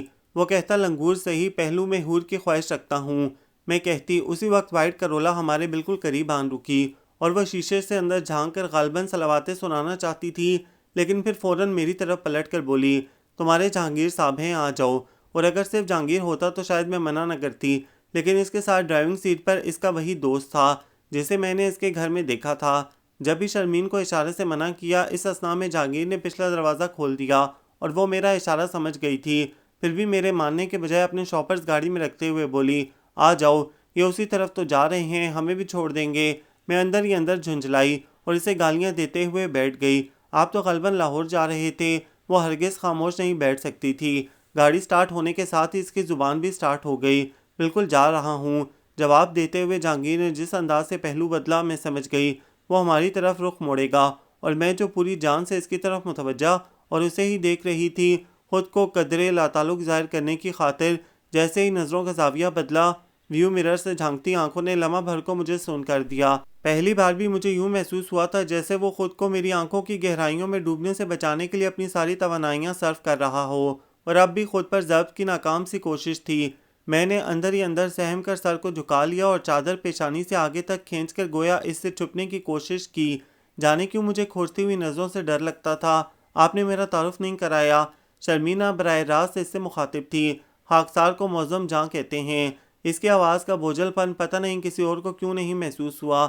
صرف نام بتا دینے سے تعارف مکمل نہیں ہو جاتا۔ شرمین نے کہا تو جواب میں جہانگیر بول پڑا، اس کا بقیہ تعارف میں اپنے حوالے سے کرواتا ہوں۔ ہماری دوستی کالج کے زمانے سے ہے۔ اسی وقت سے یہ بہت آرٹسٹک مائنڈ تھا۔ یونیورسٹی جانے تک اس نے ایک خیالی پیکر تراش لیا، اس کے بعد اب تک اسی کی تلاش میں ہے۔ ہوں نہیں تھا۔ موڑ کاٹتے ہوئے اس نے تصحیح کی تو جہانگیر اچھل پڑا، یعنی تمہیں آئیڈیل مل گیا اور تم نے مجھے بتایا نہیں؟ میں نے یہ کب کہا کہ مجھے آئیڈیل مل گیا؟ اس کا لہجہ شوقی تھا۔ پھر بس پاپا کے اصرار سے مجبور ہو کر میں نے تلاش چھوڑ دی۔ ابھی کچھ روز پہلے ہی تو پاپا نے اپنے دوست کی بیٹی سے میری نسبت طے کی ہے۔ اپنے بارے میں وہ خود ہی بتانے لگا۔ انداز ایسا تھا جیسے صرف جہانگیر سے بات کر رہا ہو۔ میری اور شرمین کی موجودگی کا اگر اسے احساس تھا بھی تو بھی بظاہر نظر انداز کر رہا تھا، اور میں اس کی طرف متوجہ نہیں تھی، نہ ہی مجھے اس کی باتوں سے کوئی دلچسپی تھی، لیکن کیونکہ صرف وہ بول رہا تھا اس لیے مجبوراً سننا پڑ رہا تھا۔ اس کی ساری بات سن کر شرمین نے پہلے تعصب کا اظہار کیا، پھر غالباً اس کا دل رکھنے کی خاطر بولی، ویسے آپ نے اچھا کیا جو اپنے پاپا کی بات مان لی، کیونکہ آئیڈیل کبھی نہیں ملتے۔ ہاں لیکن زندگی کے کسی موڑ پر نظر ضرور آ جاتے ہیں، اور اس وقت دیر ہو چکی ہوتی ہے۔ جیسے میری نظروں نے اب اس مقام پر اسے کھوجا جب میں اس کی تلاش سے دستبردار ہو کر پاپا کو سارے اختیار سونپ چکا ہوں، اور وہ میری زندگی کا ساتھی منتخب بھی کر چکے ہیں۔ گو کہ میں مایوس نہیں ہوا تھا۔ عجیب بات، بلکہ المیہ کہنا چاہیے، یہ ہے کہ جب تک میری نظروں نے اسے نہیں دیکھا تھا میں مایوس نہیں ہوا، اور جب دیکھ لیا تو مایوسی ہی مایوسی۔ اس کے ٹوٹتے لہجے پر ایک لمحہ کو مجھے اس سے ہمدردی محسوس ہوئی، لیکن پھر فوراً سر جھٹک دیا۔ اس کا مطلب ہے تم نے اسے کسی اور کے ساتھ دیکھا ہے؟ جہانگیر نے سمجھ کر پوچھا تو اس نے ہونٹ بھینچ کر اس بات میں سر ہلا دیا، اور مجھے جانے کیوں اس موضوع سے الجھن ہونے لگی، اور محض کوئی دوسرا موضوع چھیڑنے کی خاطر میں نے بولنے کا ارادہ کیا، اور جب بولی تو جانے کیسے اسے ہی مخاطب کر کے پوچھ گئی، آپ نے اسے دیکھا ہے؟ کسے؟ اس نے چونک کر مرر میں مجھے دیکھا تو میں نے سٹپٹا کر دوبارہ سر جھکا لیا۔ تب وہ خود ہی کہنے لگا، غالباً آپ اس لڑکی کی بات کر رہی ہیں جس سے پاپا میری نسبت ٹھہرا آئے ہیں۔ جی نہیں، میں نے اسے نہیں دیکھا، ویسے وہ آپ کی ہم نام ہے۔ میں نے برا سا منہ بنایا، جبکہ جہانگیر نے خوشگوار حیرت میں گھر کر غیر یقینی کا اظہار بھی کیا۔ واقعی کیا نام ہے؟ شمع علی احمد۔ کاش وہ صرف شمع کہنے پر اکتفا کرتا۔ علی احمد کا اضافہ کر کے تو اس نے مجھے بیچ چوراہے پر لا پٹخا تھا۔ اچانک گمسم ہو کر میں نے شرمین کو دیکھا، وہ بھی کچھ سٹپٹا گئی تھی۔ پھر بھی اس نے آنکھوں سے مجھے حوصلہ دینے کی کوشش کی، لیکن میں کسی طرح بھی خود کو نہیں سنبھال پائی۔ میرے ذہن میں جکھڑ چلنے لگے، جبکہ ہاتھ پیر سن اور آنکھوں کے سامنے سیاہ دھبے ناچنے لگے، اور یقیناً میری رنگت پیلی پڑ گئی تھی۔ جب ہی شرمین نے میرے ہاتھ اپنے ہاتھوں میں لے کر زور سے دبائے اور کسی خیال کے تحت اس سے پوچھا، کہاں رہتی ہے وہ؟ خانپور۔ اب کہاں کسی شک و شبے کی گنجائش رہی تھی، یعنی میں شمع علی احمد اس شخص کے ساتھ منسوب کر دی گئی تھی اور مجھے خبر ہی نہیں تھی، اور بے خبر تو وہ دونوں بھی تھے۔ جبھی تو وہ ابا جی کے بارے میں بتا رہا تھا اور جہانگیر بڑے سکون سے سن رہا تھا۔ بس ایک نظر میں نے ان دونوں پر ایک ساتھ ڈالی، اس کے بعد آنسو میری آنکھوں سے اس روانی سے اتر کر چھلکے کہ مجھے بند باندھنے کی مہلت ہی نہیں دی۔ اچھا ہوا کہ ہاسٹل آ گئے اور میں نے جہانگیر کا خیال بھی نہیں کیا، فوراً اپنی طرف کا دروازہ کھول کر اتری اور تیز قدموں سے گیٹ پار کر آئی۔ شمع، سنو شمع، جہانگیر پکار رہا تھا، لیکن اس وقت میرے لیے رکنا ممکن نہیں تھا۔ کمرے میں آتے ہی میں بیڈ پر گری اور پھوٹ پھوٹ کر رونے لگی۔ کچھ دیر بعد شرمین آئی تو بہت خاموشی سے اپنے بیڈ پر بیٹھ کر مجھے دیکھنے لگی۔ غالباً میری زندگی کے اس موڑ نے اسے بھی ششدر کر دیا تھا، جبھی تو ایک دم خاموش ہو گئی تھی، ورنہ آتے ہی اپنے مخصوص انداز میں کبھی ڈانٹ کر کبھی پیار سے اور آخر میں دھونس جما کر مجھے چپ کراتی، اور پھر بیٹھے بیٹھے 101 مشورے دے ڈالتی۔ لیکن معاملہ کچھ اتنا پیچیدہ تھا کہ اس کا ذہن بھی کام نہیں کر رہا تھا، جبکہ میں رو رو کر ہلکان ہو رہی تھی۔ کتنی دیر بعد شرمین گلاس میں پانی لے کر آئی اور آہستگی سے میرا کندھا ہلا کر بولی، بس کرو شمع، مجھے سچ مچ تمہارے رونے سے بہت تکلیف ہو رہی ہے، لو پانی پیو۔ پھر اس نے زبردستی مجھے اٹھا کر گلاس میرے ہونٹوں سے لگا دیا تو ایک گھونٹ لے کر میں نے منہ موڑ لیا۔ اب رونا نہیں، ورنہ میں تم سے زیادہ روؤں گی۔ چلو اٹھ کر منہ ہاتھ دھو، میں کینٹین سے چائے لے کر آتی ہوں۔ اس نے میرے ساتھ مجھے بھی کھڑا کیا، غالباً اس خیال سے کہ کہیں میں دوبارہ نہ لیٹ جاؤں، اور جاتے جاتے مجھے واش روم میں دھکیل گئی۔ میرا پورا وجود سلگ رہا تھا، آنکھوں میں تو جیسے کسی نے انگارے بھر دیے تھے۔ مسلسل ٹھنڈے پانی کے چھینٹے مارنے کے باوجود جلن کم نہیں ہو رہی تھی۔ شرمین چائے لے کر آ گئی اور مجھے پکارا تو میں تولیے سے منہ صاف کیے بغیر آ گئی۔ اس نے ایک نظر میرے بھیگے چہرے پر ڈالی، پھر ایک مگ مجھے تھما کر اپنی جگہ پر جا بیٹھی اور بہت خاموشی سے چائے پینے لگی۔ مجھے اس کی خاموشی کھلنے لگی، لیکن میں نے ٹوکا نہیں۔ وقفے وقفے سے کنکھیوں سے دیکھتی رہی، جانے کن سوچوں میں گم تھی۔ پھر چائے ختم کر کے کھڑی ہوئی تو مجھے دیکھ کر دھیرے سے مسکرائی۔ میں بالکل نہیں سمجھی، تب گہری سانس لے کر بولی، اب میرا ذہن بیدار ہونے لگا ہے، آؤ کچھ دیر کھلی ہوا میں ٹہلتے ہیں، فریش ہو جائیں گے تو پھر اطمینان و سکون سے تمہارے مسئلے کا حل سوچ لیں گے۔ میری آنکھوں میں پھر پانی اتر آیا تو فوراً ٹوک کر بولی، اب اگر روگی تو میں تمہیں تمہارے حال پر چھوڑ دوں گی، سمجھی تم؟ میں نے جلدی سے آنکھیں صاف کیں اور اس کے ساتھ کمرے سے نکل آئی۔ سرمئی شام اپنے جلوہ میں بے پناہ اداسیاں لیے رخصت ہو رہی تھی۔ ہم دونوں آہستہ روی سے لان کے آخری سرے تک چلے آئے۔ واپسی کے لیے قدم موڑے تو تاریکی پر پھیلا چکی تھی۔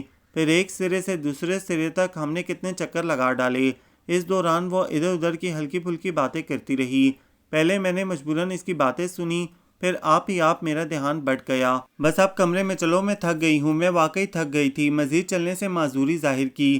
چلو پہلے کھانا کھا لیں، مجھے بھوک نہیں ہے اور پلیز اصرار نہیں کرنا، میں نے عاجزی سے کہا تو وہ کندھے اچکا کر بولی، ٹھیک ہے تم اوپر جاؤ، میں کھانا کھا کر آ رہی ہوں۔ Thank you. میں جلدی سے سینے کی طرف بڑھ گئی۔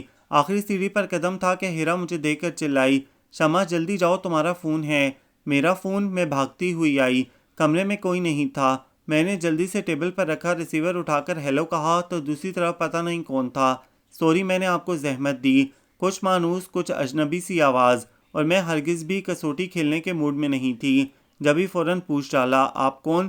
کیا واقعی آپ نے نہیں پہچانا؟ وہ شاید اپنے آپ پر ہنسا تھا اور میں الجھ کر بولی، نہیں میرا خیال ہے آپ نے غلط نمبر رنگ کیا ہے، یا شاید میں غلط آ گئی ہوں۔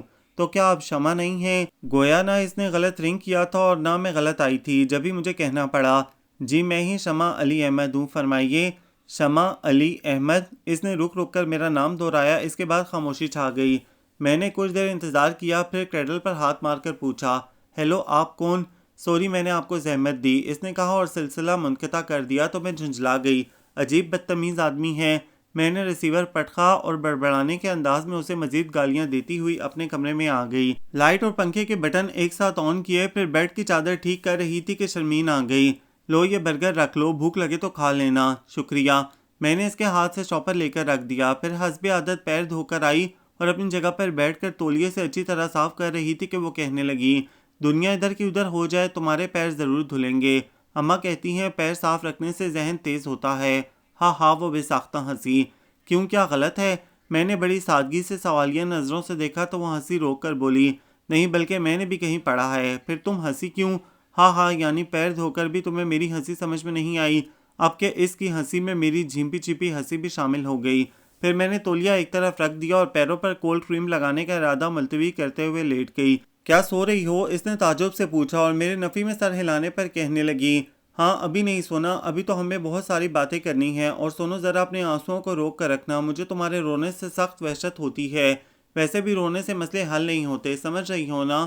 میں نے یوں ہی سر ہلا دیا۔ تو اس نے اٹھ کر پہلے لائٹ آف کی، پھر پردے ہٹا کر کھڑکی کھولی تو دور سے آتی روشنی سے اتنا ہوا کہ ہم ایک دوسرے کو بلکہ کمرے میں ہر شے کو بآسانی دیکھ سکتے تھے۔ ہاں اب بتاؤ تم کیا چاہتی ہو؟ اس نے اپنی جگہ بیٹھتے ہی مجھ سے یوں پوچھا جیسے واقعی جو میں چاہوں گی وہی ہوگا، جبکہ میں بے حد مایوس تھی۔ دیکھو شرمین، میں تمہیں پہلے بھی بارہا بتا چکی ہوں کہ ہمارے ہاں لڑکیوں کی سوچ اور ان کی مرضی کو کوئی اہمیت نہیں دی جاتی، اور اب تم نے دیکھ بھی لیا ہے کہ ابا جی نے مجھ سے پوچھنا تو دور کی بات میرے علم تک میں لانے کی ضرورت بھی نہیں سمجھی اور میری زندگی کا فیصلہ کر دیا۔ اب اس مقام پر تم یہی کہو گی نا کہ میں ابا جی کے فیصلے کے خلاف احتجاج کروں، تو میں ایسا نہیں کر سکتی۔ کیوں نہیں کر سکتی؟ پہلے ہی مرحلے پر اس کا انداز جارحانہ تھا اور میرے لہجے میں بے پناہ عاجزی سمٹ آئی۔ تم نہیں سمجھو گی، بس اس بحث کو چھوڑ دو اور مجھے کوئی اور راستہ بتاؤ، میں کیا کروں؟ معظم جان کی جگہ کوئی اور ہوتا تب تو میں اپنی محبت کو اندر کہیں دفن کر کے اس کے ساتھ کمپرومائز کر سکتی تھی۔ ہاں سارا مسئلہ تو یہی ہے کہ معظم جان سب جانتے ہیں۔ وہ میری بات سمجھ کر بولی اور کچھ دیر سوچنے کے بعد کہنے لگی، ویسے یہ بھی اچھا ہوا کہ ابھی معلوم ہو گیا، ورنہ فلمی سچویشن پیدا ہو جاتی، یعنی شادی کی رات جب وہ تمہارا گھونگھٹ اٹھاتا تو۔ خیر چھوڑو، اب تم میرا مشورہ مانو تو جہانگیر کے آنے سے پہلے معظم جان سے مل لو اور اسے بتاؤ کہ تم ہی شمع علی احمد ہو اور یہ کہ تم اس سے شادی نہیں کر سکتی۔ میم میرا مطلب ہے میں معظم جان کے پاس جاؤں؟ نہیں، اپنے فرشتوں کو بھیج دو، وہ چڑھ کر بولی، پاگل لڑکی، اپنے گھر میں تم احتجاج نہیں کر سکتی، ابھی اگر اس کے پاس نہیں جاؤ گی تو پھر ڈولی میں بیٹھ کر جانا پڑے گا، اور یہ بھی سوچ لو وہاں تمہاری مدد کرنے والا کوئی نہیں ہوگا۔ میں جانتی ہوں، لیکن پلیز تم اس طرح ڈانٹ کر تو بات نہیں کرو۔ میں روحانسی ہو کر بولی، میری جان میں کیا کروں، پیار سے کی ہوئی بات تمہاری سمجھ میں نہیں آتی۔ اس نے لہجے کو حد درجہ ملائم بنا کر کہا تو مجھے ہنسی آ گئی، پھر ایک دم سنجیدہ ہو کر بولی، میں تمہاری بات سمجھ گئی ہوں، لیکن کیا ایسا نہیں ہو سکتا کہ میری جگہ تم معظم جان کے پاس چلی جاؤ؟ بلکہ میرا خیال ہے تم ہی جاؤ، کیونکہ میں تو بہت جلدی نروس ہو جاتی ہوں جبکہ تم آرام سے بات کر لو گی۔ جی نہیں، تمہیں خود جانا چاہیے۔ اس نے منع کیا، پھر سمجھاتے ہوئے کہنے لگی، زندگی میں تو جانے کیسے کیسے امتحانوں سے واسطہ پڑتا ہے، اور میں ہمیشہ تو تمہارے ساتھ نہیں رہوں گی، اس لیے تم خود فیس کرنا سیکھو۔ یوں بھی تمہیں معظم جان سے کوئی لمبی چوڑی بات نہیں کرنی، بندہ خاصا جینیس نظر آتا ہے، تمہیں صرف اپنا مکمل تعارف کروانا پڑے گا، اس کے بعد ساری بات وہ خود ہی سمجھ جائے گا۔ لیکن مجھے اس سے ڈر لگتا ہے۔ مجھے اچانک اس کی آنکھوں کے مختلف رنگ یاد آئے۔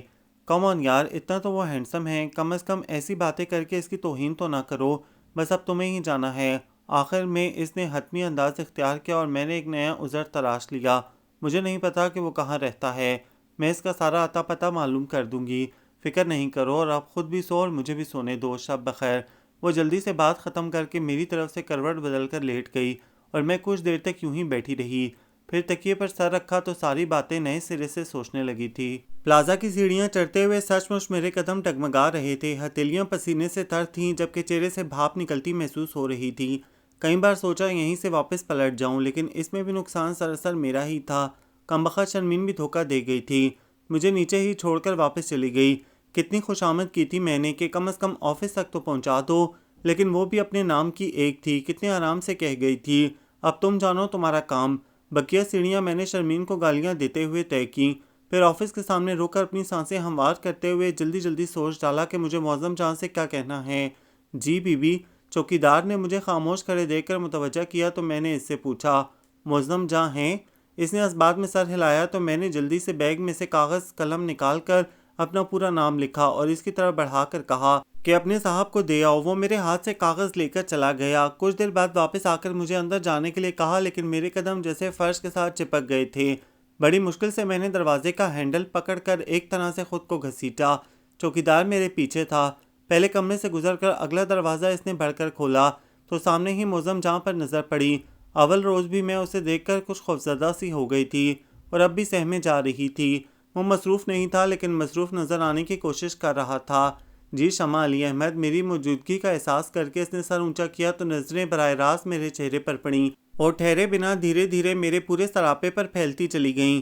مجھے حیرت ہوئی کیونکہ میرا خیال بلکہ یقین تھا کہ مجھے دیکھ کر وہ بری طرح چونکے گا، لیکن وہ نہ چونکا نہ ٹھٹکا، بس کچھ سوچتا ہوا سا انداز تھا۔ تشریف رکھیں۔ اس کے ہاتھ میں پین تھا، اسی سے اس نے سامنے بیٹھنے کا اشارہ کیا اور میں خاصے تکلف سے بیٹھ گئی۔ تب غالباً اس نے رسماً پوچھا، کیسی ہیں آپ؟ جی کہنا تو دور کی بات، میں ذرا سا سر تک نہیں ہلا سکی۔ تب اس نے انٹرکام پر پہلے چائے کے لیے کہا، پھر میری طرف متوجہ ہوا، پلیز آپ ریلیکس ہو کر بیٹھیں، کیا کوئی اور بھی ہے آپ کے ساتھ؟ نہیں سوری، میں بھول گیا تھا، جہانگیر تو لاہور گیا ہوا ہے۔ اس نے غالباً میرے اور جہانگیر کے تعلق کو جتایا۔ تب میں نے ہمت کر کے کہہ دیا، اگر جہانگیر یہاں ہوتے تب بھی میں ان کے ساتھ نہ آتی۔ وہ خاموش ہو گیا۔ کتنی دیر گزر گئی، مجھے الجھن ہونے لگی۔ ذرا سی پلکیں اٹھا کر دیکھا، وہ چیئر کی بیک سے سر ٹکائے سامنے دیوار کی آخری حدوں کو دیکھ رہا تھا۔ اس کی سیاہ بھوراں آنکھوں میں جانے کن سوچوں کی پرچھائیاں رقص کر رہی تھیں، جبکہ چہرے پر تھکن کے آثار تھے۔ پتہ نہیں وہ واقعی کسی الجھن میں تھا یا محض پوز کر رہا تھا۔ بہرحال مجھے اس سے کوئی غرض نہیں تھی۔ جب بھی میں نے سوچا مجھے اس طرح خاموش نہیں بیٹھے رہنا چاہیے، جلدی سے اپنی بات کہہ کر چلی جاؤں تو اچھا ہے۔ معظم جان، اسے متوجہ کرنے کی خاطر میں نے دھیرے سے پکارا تو اس کی نظریں دیوار سے ہٹ کر مجھ پر آ ٹھہریں۔ میں آپ کے پاس اس لیے آئی تھی کہ میں جانتا ہوں کس قدر سپاٹ لہجہ تھا اس کا۔ میں بے خیالی میں اسے دیکھے گئی۔ اسی وقت ملازم چائے لے کر آ گیا تو وہ سیدھا ہو بیٹھا اور ملازم کے جاتے ہی پوری ٹرے میرے سامنے کھسکا دی، گویا چائے مجھے بنانی تھی۔ میں نے کپ سیدھے کیے اور چینی کے لیے اس کی طرف دیکھا تو وہ اسی سپاٹ لہجے میں بولا، جتنی چاہیں ڈال دیں۔ جتنی؟ بے اختیار حیرت کا اظہار کیا، لیکن پھر فوراً سنبھل گئی اور جلدی سے چائے بنا کر ایک کپ اس کے سامنے رکھ دیا۔ Thank you. اس نے فوراً کپ اٹھا کر ہونٹوں سے لگا لیا اور 2-3 سپ ایک ساتھ لینے کے بعد پوچھنے لگا، آپ کیا کہہ رہی تھیں؟ آپ جانتے ہیں میرا مطلب ہے۔ میں قصداً خاموش ہو گئی۔ ہاں میں جانتا ہوں، اور آپ بھی جان لیں شمع علی احمد کہ برسوں پہلے میرے تصور نے جو پیکر تراشا تھا اسے میری نظروں نے آپ کے روپ میں دیکھا ہے۔ وہ انکشاف کرتے ہوئے خوش نہیں تھا، بے حد ازردہ تھا، جبکہ میں سناٹے میں آ چکی تھی۔ ہر نقش، ہر رنگ، ہر ادا، کہیں ذرا برابر بھی تو فرق نہیں ہے۔ برسوں میں نے اس پیکر سے باتیں کی ہیں اور بڑی شدتوں سے خدا سے مانگتا رہا۔ میرے جذبوں میں کہیں کوئی کھوٹ نہیں تھی، جبھی تو میرا یقین کبھی ٹوٹا نہیں۔ پھر ابھی کچھ ماہ پہلے جب پاپا کی ضد سے مجبور ہو کر میں نے ان کے سامنے ہتھیار ڈالے تو یقین کریں سب سے پہلے میں نے خود کو الزام دیا۔ اس کے بعد جب آپ کو جہانگیر کے ساتھ دیکھا تو اوپر والے سے شکوہ کیا، حالانکہ مجھے اس سے شاکی ہونے کا حق نہیں تھا، کیونکہ وہ تو میرے نصیب میں وہی لکھ چکا تھا جو میں نے مانگا تھا۔ میں ہی بے خبر تھا اور خبر ہونے کے بعد سے اب تک یہی سوچ رہا ہوں کہ اب کسے الزام دوں۔ اس نے اچانک میری آنکھوں میں دیکھا اور میں کوشش کے باوجود نظروں کا زاویہ بدل سکی نہ پلکیں گرا سکی۔ کچھ پل یوں ہی بیتے، پھر اس نے ریوالونگ چیئر ذرا سی گھما کر اپنا رخ بائیں جانب موڑ لیا اور قدرے توقف سے کہنے لگا، میں خود کو بہت مشکل میں محسوس کر رہا ہوں، ایمانداری سے بتائیے میری جگہ آپ ہوتی تو کیا کرتی؟ میں نے ذرا سی حرکت کی لیکن بول پھر بھی نہیں سکی۔ اس نے کچھ دیر انتظار کیا، پھر کہنے لگا، چلیے اتنا تو بتا دیں کہ جب آپ کی جہانگیر کے ساتھ انڈرسٹینڈنگ ہو چکی تھی تو پھر آپ نے میرے پروپوزل کے لیے حامی کیوں بھری؟ مجھے نہیں معلوم، میں نے کمزور آواز میں کہا۔ میرا مطلب ہے ابا جی نے مجھ سے نہیں پوچھا تھا، بلکہ مجھے سرے سے معلوم ہی نہیں تھا۔ اس روز آپ کی زبانی تو آپ کی آنکھیں اس انکشاف پر جھکی تھیں۔ وہ افسردگی سے مسکرایا، اور اسی شام میں نے آپ کو فون کر کے یہی معلوم کرنا چاہا تھا کہ آپ اچانک رونے کیوں لگی تھیں۔ آپ میں ایسی قدر کہہ سکی، گویا یہ بھی اسی روز جان گیا تھا، جب بھی آج مجھے دیکھ کر چونکا نہیں۔ بہرحال میں زبردستی تو نہیں کر سکتا، آپ میرے پروپوزل کو ریجیکٹ کرنے کا حق رکھتی ہیں۔ اس نے جانے کن مرحلوں سے گزر کر یہ بات کہی، تب میں سوچ کر بولی، میرا المیہ یہ ہے معظم جاں کہ مجھے اپنا حق استعمال کرنے کی اجازت نہیں ہے، اور میں اسی لیے آپ کے پاس آئی ہوں کہ آپ منع کر دیں۔ وہ فوراً کچھ نہیں بولا، چیئر گھما کر دوبارہ پہلے والی پوزیشن میں آیا اور دراز سے سگریٹ نکال کر سلگانے لگا۔ اتنا سا وقت مجھ پر بے حد گراں گزرا، میں پوری جان سے اس کی طرف متوجہ تھی کہ پتہ نہیں وہ کیا کہے، اور وہ گہرا سانس لینے کے بعد پوچھنے لگا، کیا میرے منع کرنے سے آپ کا مسئلہ حل ہو جائے گا؟ جی، میں نے سوالیہ نظروں سے دیکھا تو کہنے لگا، آپ کو خود سمجھنا چاہیے کہ جب ابھی آپ کے والدین نے آپ سے پوچھے بلکہ آپ کے علم میں لائے بغیر آپ کی زندگی کا فیصلہ کر دیا تو ظاہر ہے دوبارہ بھی وہ ایسا ہی کریں گے۔ یا آپ میں اتنا حوصلہ ہے کہ انہیں جہانگیر کے بارے میں بتا سکیں؟ یہ میرا مسئلہ ہے۔ مجھے یہی کہنا مناسب لگا، اور وہ کچھ دیر تک مجھ پر نظریں جمائے بیٹھا رہا، پھر گہری سانس کھینچ کر بولا، اوکے میں منع کر دوں گا، ساتھ ہی آپ سے ایک درخواست ہے کہ پلیز جہانگیر کو معلوم نہیں ہونا چاہیے۔ میرا مطلب ہے اس سارے قصے میں میرا نام کہیں نہ آئے، آپ سمجھ رہی ہیں نا؟ جی۔ اسبات میں سر ہلاتے ہوئے میں نے تشکر سے اس سے دیکھا، پھر جانے کی اجازت چاہی تو وہ پوچھنے لگا، کیسے جائیں گی؟ بس سے۔ چلیے میں چھوڑ دوں گا۔ میں منع کرنا چاہتی تھی لیکن اس نے کچھ کہنے کا موقع ہی نہیں دیا، مجھ سے پہلے کھڑا ہو گیا اور چابی اٹھا کر آگے چل پڑا۔ تمام راستہ ہمارے درمیان کوئی بات نہیں ہوئی، اس کے بارے میں پتہ نہیں، لیکن میں بالکل خالی ذہن تھی، حالانکہ بہت ساری باتیں سوچنا چاہ رہی تھی، لیکن ذہن کسی طرف مائل ہی نہیں ہوا، یہاں تک کہ ہاسٹل آ گیا۔ میں شکریہ کہہ کر اترنے لگی کہ اس نے رخ بدل لیا اور میرے گردن موڑ کر دیکھنے پر ہنسنے لگا۔ اس وقت میں کہہ رہا تھا کہ اب کسے الزام دوں، تو ایسا ہے شمع علی احمد کہ بقیہ تمام زندگی میں خود کو ہی الزام دیتا رہوں گا، جبکہ آپ کے لیے میرے پاس صرف اور صرف نیک خواہشات ہیں۔ وہ بظاہر خود کو کتنا نارمل پوز کر رہا تھا، لیکن اس کی آنکھوں میں پا کر کھو دینے کا دکھ بے حد نمایاں تھا، اور پہلی بار میں نے اس کے دکھ کو اپنے اندر محسوس کیا، لیکن میں کچھ کہنے کی پوزیشن میں نہیں تھی، اس لیے اس کی نیک خواہشات کے جواب میں ایک بار پھر شکریہ، اس کے بعد خدا حافظ کہہ کر چلی آئی۔ میرا خیال تھا تم راستہ بھول جاؤ گی، مجھے دیکھتے ہی شرمین نے کہا۔ ایسا ممکن تھا اگر اکیلی آتی۔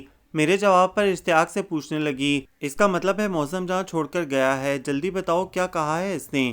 وہی جو میں چاہتی ہوں، یعنی وہ شادی سے منع کر دے گا۔ چلو مبارک ہو، یہ مرحلہ آسانی سے طے ہو گیا۔ ویسے معظم جہاں تمہیں دیکھ کر حیران تو ہوا ہوگا۔ میں نے ہونٹوں تک آئی نہیں کو فوراً روک لیا اور یوں ہی اس بات میں سر ہلا کر واش روم کا رخ کیا۔ ظاہر ہے جب مجھے معظم جہاں کے پروپوزل کے بارے میں معلوم نہیں تھا تو پھر یہ بھی معلوم نہیں ہو سکا کہ اس نے کیا کہہ کر شادی سے انکار کیا ہوگا، اور نہ میں یہ جان سکتی تھی کہ اس کی طرف سے انکار کو میرے گھر والے کس انداز سے لیں گے۔ پھر میں گھر سے دور بھی تو تھی، گھر میں رہتی ہوتی تب تو باخبر بھی ہوتی، بلکہ اس وقت تو حالات اکثر مختلف بلکہ معظم جہاں کے حق میں ہوتے۔ بہرحال اب مجھے آگے کی فکر تھی کہ اماں ابا کہیں اور نہ میری بات چلا دیں۔ جبھی مجھے شدت سے جہانگیر کا انتظار تھا اور وہ پورے ایک ہفتے بعد آیا۔ میں بی بی جان کو لے آیا ہوں، اس نے آتے ہی بتایا، پھر کہنے لگا، اب تم جلدی سے اپنے گھر کا ایڈریس وغیرہ دے دو تاکہ میں نے وہاں لے جاؤں۔ آپ لے جائیں گے؟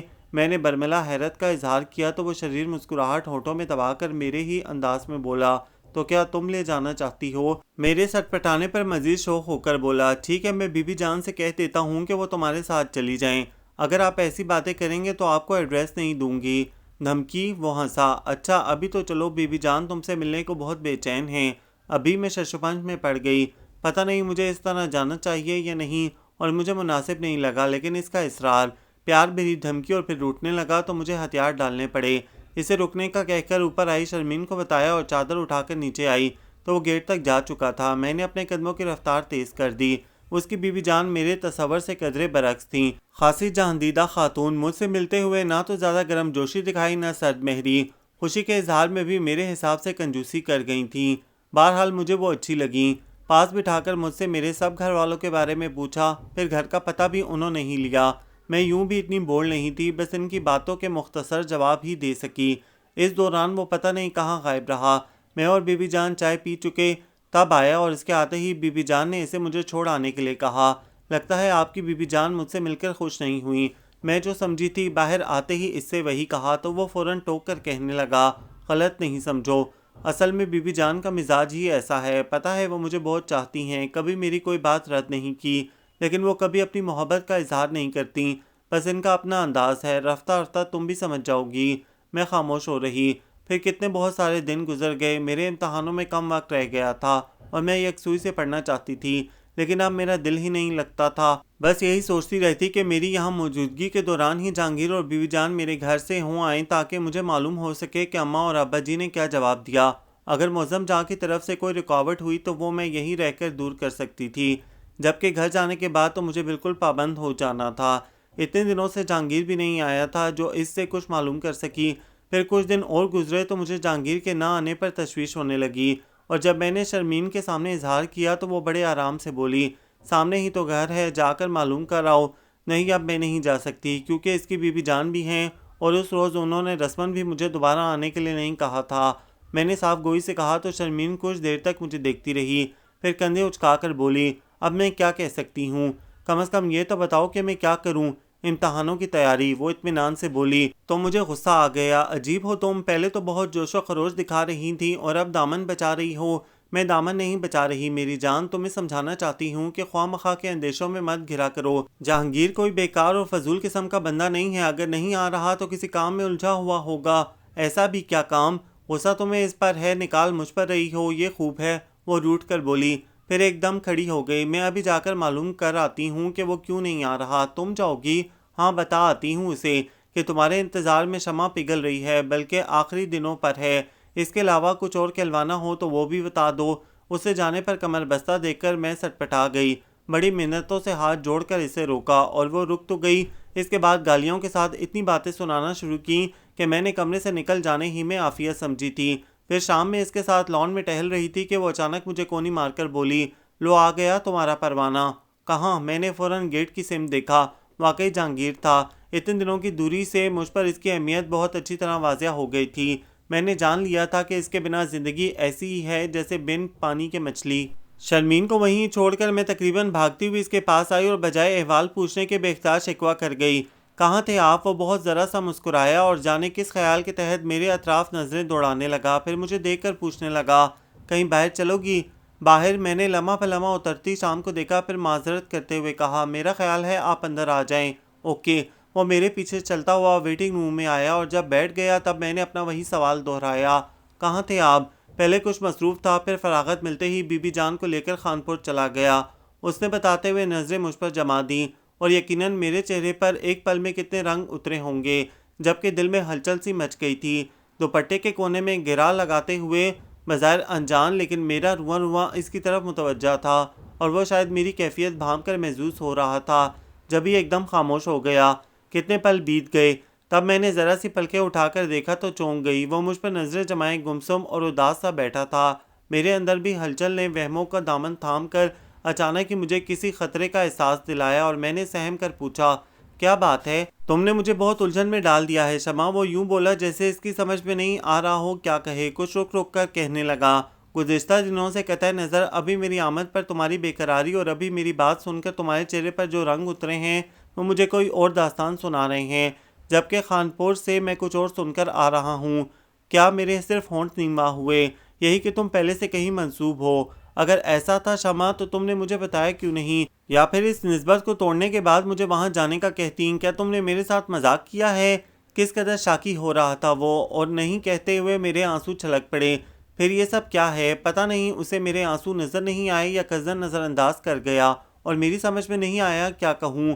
سچ بولنے میں اگر کہیں معظم جہاں کا نام آ جاتا تو اور مشکل ہو جاتی۔ پلیز شمع رو نہیں، میری بات کا جواب دو۔ مجھے نہیں معلوم، میں نے ہتھیلیوں سے آنکھیں رگڑتے ہوئے سوچ کر کہا۔ میرا مطلب ہے جب میں یہاں آئی تھی تو کسی سے منسوب نہیں تھی۔ ابھی بھی مجھے نہیں معلوم، اگر میرے والدین نے ایسا کوئی فیصلہ کیا ہے تو میرے علم میں نہیں ہے۔ واقعی؟ اس کے اندر کا دکھ ایک ہلکی سی تعصب بھری ہنسی کی صورت باہر آیا۔ میرے یقین کریں، میں جھوٹ نہیں کہہ رہی، میں نے اسے دیکھ کر کہا تو وہ ہونٹ بھینچ گیا۔ کتنی دیر تک اسی طرح بیٹھا رہا، پھر غالباً میرا یقین کر کے پوچھنے لگا، کیا تم والدین کے فیصلے پر خاموشی سے سر جھکا دو گی؟ میں نے فوراً جواب نہیں دیا، بلکہ معظم جہاں کے بارے میں سوچنے لگی کہ اس نے اب تک منع کیوں نہیں کیا۔ کہیں اپنی خواہش سے مغلوب ہو کر اس نے ارادہ ترک تو نہیں کر دیا، لیکن یہ طے ہے کہ میں اس سے شادی نہیں کروں گی۔ دل ہی دل میں معظم جہاں سے تنفر محسوس کرتے ہوئے میں نے اس سے کہا، میرے بارے میں فیصلہ کرنے کا اختیار بہرحال میرے والدین کو ہے، لیکن میں چاہوں گی کہ اس میں میری مرضی بھی شامل ہو۔ وہ صوفے کی بیک سے سر ٹکا کر جانے کیا سوچنے لگا، اور میں اچانک خود کو بہت کمزور محسوس کرنے لگی۔ مجھے لگا اب میں مزید اس کے سامنے نہیں ٹھہر سکوں گی۔ تب میں اٹھ کھڑی ہوئی۔ آئی ایم سوری جہانگیر، میں انجانے میں آپ کو دکھ دے گئی ہوں، اس میں تمہارا کیا قصور ہے؟ پھر بھی بیوی جان نے پتہ نہیں کیا سوچا ہوگا۔ کچھ نہیں سوچا انہوں نے، صرف یہی کہا کہ پہلے تمہیں اپنے گھر میں بات کر لینی چاہیے تھی۔ ویسے تم کب جا رہی ہو؟ وہ اڑتے ہوئے پوچھنے لگا۔ بس اگلے ہفتے سے امتحان شروع ہیں، اور امتحانوں کے فوراً بعد میں چلی جاؤں گی۔ پھر میں اسی حساب سے بیوی جان کو لے کر آؤں گا، اوکے؟ وہ اچانک طمانینت بھرے احساس میں گھر کر کھل کر مسکرایا، لیکن میری ذہنی روح کہیں اور بہک گئی تھی۔ بس خالی خالی نظروں سے اسے جاتے ہوئے دیکھا، پھر اپنے کمرے کی طرف آتے ہوئے میں معظم جہاں کو سخت سست کہہ رہی تھی۔ پھر یہ تھوڑا سا وقت ہی میرے پاس تھا، وہ بھی اسی تیزی سے پھسلا جا رہا تھا کہ کوئی لمحہ میری گرفت میں نہیں آ رہا تھا۔ میں صبح شام معظم جہاں کے آفس فون کرتے کرتے تھک گئی، وہاں سے بس ایک ہی جواب ملتا نہیں ہے، اور میرے مزید استفسار پر پتہ نہیں، میری سمجھ میں نہیں آ رہا تھا کہ میں اس سے کیسے اور کہاں رابطہ کروں۔ کئی بار خیال آتا کہ ایک بار پھر خود اس کے آفس چلی جاؤں، لیکن پھر یہ سوچ کر رہ جاتی کہ کہیں اس کے ساتھ ساتھ جہانگیر سے سامنا نہ ہو جائے۔ شرمین سے کہا تو وہ میری عقل پر ماتم کرتے ہوئے بولی، بیوقوف، آفس فون کر کے اس کے گھر کا نمبر لے لو اور وہاں بات کرو۔ مجھے اپنے آپ پر غصہ آیا کہ یہ خیال مجھے کیوں نہیں آیا۔ بہرحال میں نے فوراً اس کی بات پر عمل کیا، لیکن وہ گھر میں بھی نہیں ملا۔ اس وقت میں سچ مچ رو پڑی۔ معظم جان تم اچھا نہیں کر رہے، میں نے حد درجہ اس سے شاکی ہو کر دکھ سے سوچا۔ پھر اسی ٹینشن میں امتحان شروع ہو گئے۔ دوسرا پیپر دے کر آئی تو ابا جی موجود تھے، بے حد تھکے ہوئے اور نڈھال سے لگ رہے تھے۔ میں انہیں دیکھ کر متوحش ہو گئی۔ ابا جی آپ کی طبیعت تو ٹھیک ہے نا؟ ہاں، انہوں نے ہاں کی صورت سر داغ کھینچی، پھر پوچھنے لگے تم گھر کب چلو گی؟ ابھی تو امتحان شروع ہوئے ہیں، میں نے کہا، پھر سوچ کر آخری پیپر کی تاریخ بتائی تو کہنے لگے، ٹھیک ہے میں اسی روز تمہیں لینے آ جاؤں گا۔ میں خاموش رہی اور قدرے توقف سے ان سے چائے وغیرہ کا پوچھا، لیکن انہوں نے منع کر دیا۔ پھر کہنے لگے، میں کل سے آیا ہوا ہوں، اب واپس جا رہا تھا تو سوچا تم سے ملتا چلوں۔ کسی چیز کی ضرورت تو نہیں ہے تمہیں؟ لیکن اب تو تھوڑے دنوں کی بات ہے، بس میں لینے آ جاؤں گا۔ وہ خود ہی کہتے خود ہی جواب دیتے اٹھ کھڑے ہوئے۔ جانے کیوں اتنے رنجیدہ سے ہو رہے تھے؟ میں نے سوچا سبب پوچھوں، لیکن فوراً ہی خیال آیا کہ ہو سکتا ہے میری نسبت ٹوٹنے کی بات ہو اور اسی وجہ سے انہیں رنج ہوا ہو۔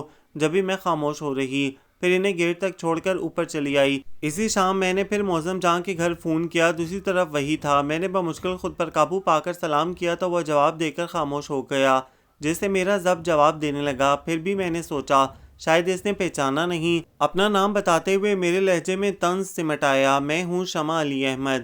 جی؟ پھر وہی خاموشی اور میں چیخ پڑی، معظم جان آخر آپ میرے ضبط کا امتحان کیوں لے رہے ہیں؟ پتہ ہے میں کتنے دنوں سے مسلسل صبح شام آپ کو رنگ کر رہی ہوں، نہ آپ آفس میں ملتے ہیں نہ گھر میں۔ جی؟ کیا جی؟ میری بات کا جواب دیں۔ میں زچ ہو کر بولی اور اس کا وہی سپاٹ لہجہ، کون سی بات؟ آخر آپ کا مقصد کیا ہے؟ بہت ساری باتیں تو نہیں ہیں، میں صرف یہ پوچھنا چاہتی ہوں کہ اب تک آپ نے اس نسبت کو توڑا کیوں نہیں؟ سوری میں اس وقت جواب نہیں دے سکتا۔ کیوں نہیں دے سکتے؟ میں نے تڑک کر پوچھا اور اس نے سلسلہ ہی منقطع کر دیا۔ میں بے حد جھنجھلائی، سوچا دوبارہ رنگ کر کے اسے خوب گالیاں دوں، لیکن پھر ریسیور پٹک کر چلی آئی۔ اس رات بہت دیر تک مجھے نیند نہیں آئی۔ کتنے وہمے، کتنے اندیشے تھے، اور سب کو تو نہیں جھٹلایا جا سکتا تھا۔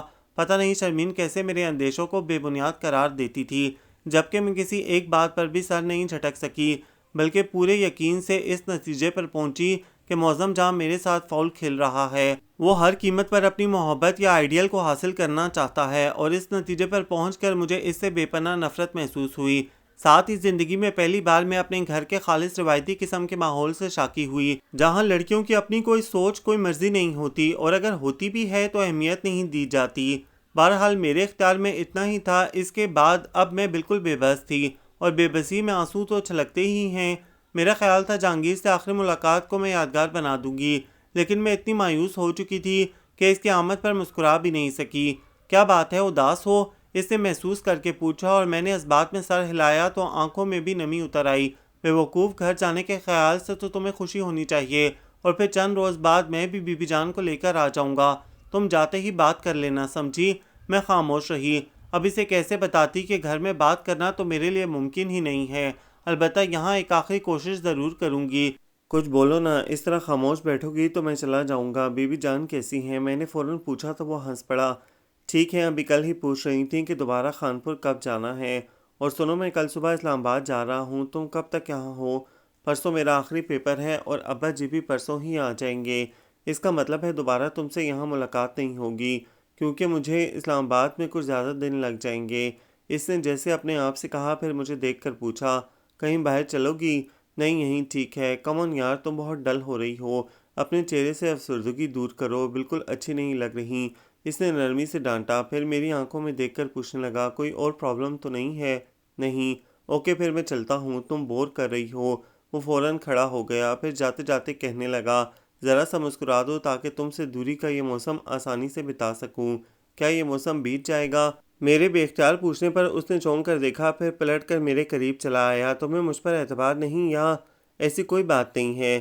میں نے پتہ نہیں کسے دھوکہ دیا، اسے یا اپنے آپ کو۔ پھر قصدن مسکرائی تو اس نے ایک لمحہ کو بغور میری آنکھوں میں دیکھا، پھر خدا حافظ کہہ کر چلا گیا، اور مجھے محسوس ہوا جیسے اس کا ہر اٹھتا قدم اس کے اور میرے درمیان نہ مٹنے والے فاصلے حائل کرتا جا رہا ہے۔ پھر اپنے کمرے کی طرف آتے ہوئے میں نے ایک آخری کوشش کے طور پر معظم جان کو فون کیا، لیکن وہ گھر پر نہیں تھا۔ تب اپنی ہرمن نصیبی پر آنسو بہاتے ہوئے اپنے کمرے میں آ کر میں چپ چاپ لیٹ گئی۔ شرمین مجھے دیکھ چکی تھی، کچھ دیر تک تو نظر انداز کر کے پڑھنے میں مصروف رہی، لیکن شاید میری خاموشی بھی اسے ڈسٹرب کر رہی تھی۔ جب بھی ایک دم کتاب پٹک کر بولی، مجھے یقین ہے تم اسی طرح آنسو بہاتے بہاتے مر جاؤ گی۔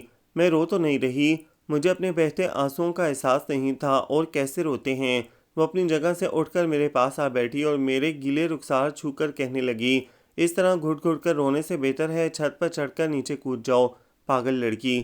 تمہاری جگہ اگر میں ہوتی تو جہانگیر پر لعنت بھیج کر بڑے آرام سے معظم جان سے شادی کر لیتی۔ پوچھو کیوں؟ کیوں؟ اس لیے کہ ایک تو وہ جہانگیر سے زیادہ ہینڈسم ہے ہر لحاظ سے، دوسرے اس کی محبت برسوں پر محیط ہے، تیسرے میں اس شخص کو کبھی دکھ نہیں دے سکتی تھی جو برسوں سے مجھے کھوجتا اور خدا سے مانگتا آ رہا ہے۔ لیکن ہائے میرے ایسے نصیب کہاں! ایمان سے تم بہت ناشکری ہو۔ اس نے ایک ہی سانس میں معظم جان کی خوبیاں گنوانے کے ساتھ مجھے ناشکری قرار دے دیا۔ تو مجھے کہنا پڑا، تم میری جگہ نہیں ہو اس لیے یہ سب کہہ رہی ہو۔ اسی وقت رضوانہ نے جھانک کر میرے فون کا بتایا تو میں نے شرمین کو یوں دیکھا جیسے میری سمجھ میں نہ آیا ہو کہ وہ کیا کہہ گئی ہے۔ تمہارا فون ہے، شرمین زور دے کر بولی تو میں کون ہوگا سوچتی ہوئی اٹھ کر آ گئی۔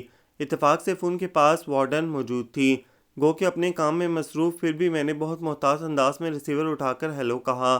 دوسری طرف معظم جان تھا، غالباً میری آواز سنتے ہی رسمن پوچھ بیٹھا، کیسی ہیں آپ؟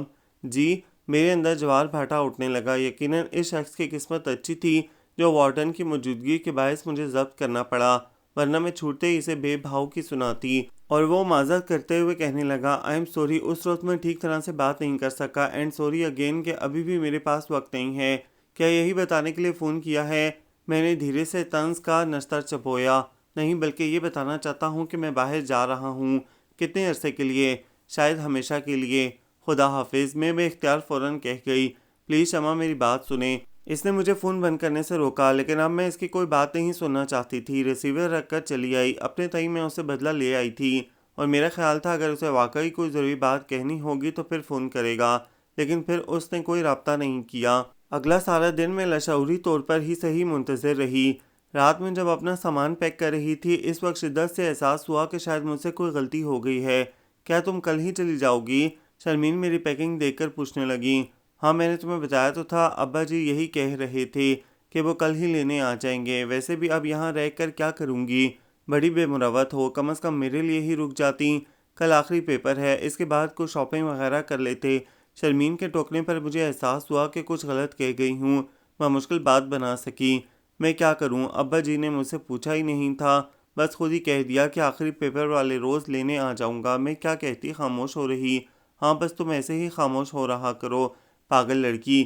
ایسی ہی چھوٹی چھوٹی باتیں ہوتی ہیں جب اپنی سوچ اور اپنی مرضی ظاہر کر کے دوسرے کو قائل کرنے کی کوشش کی جاتی ہے۔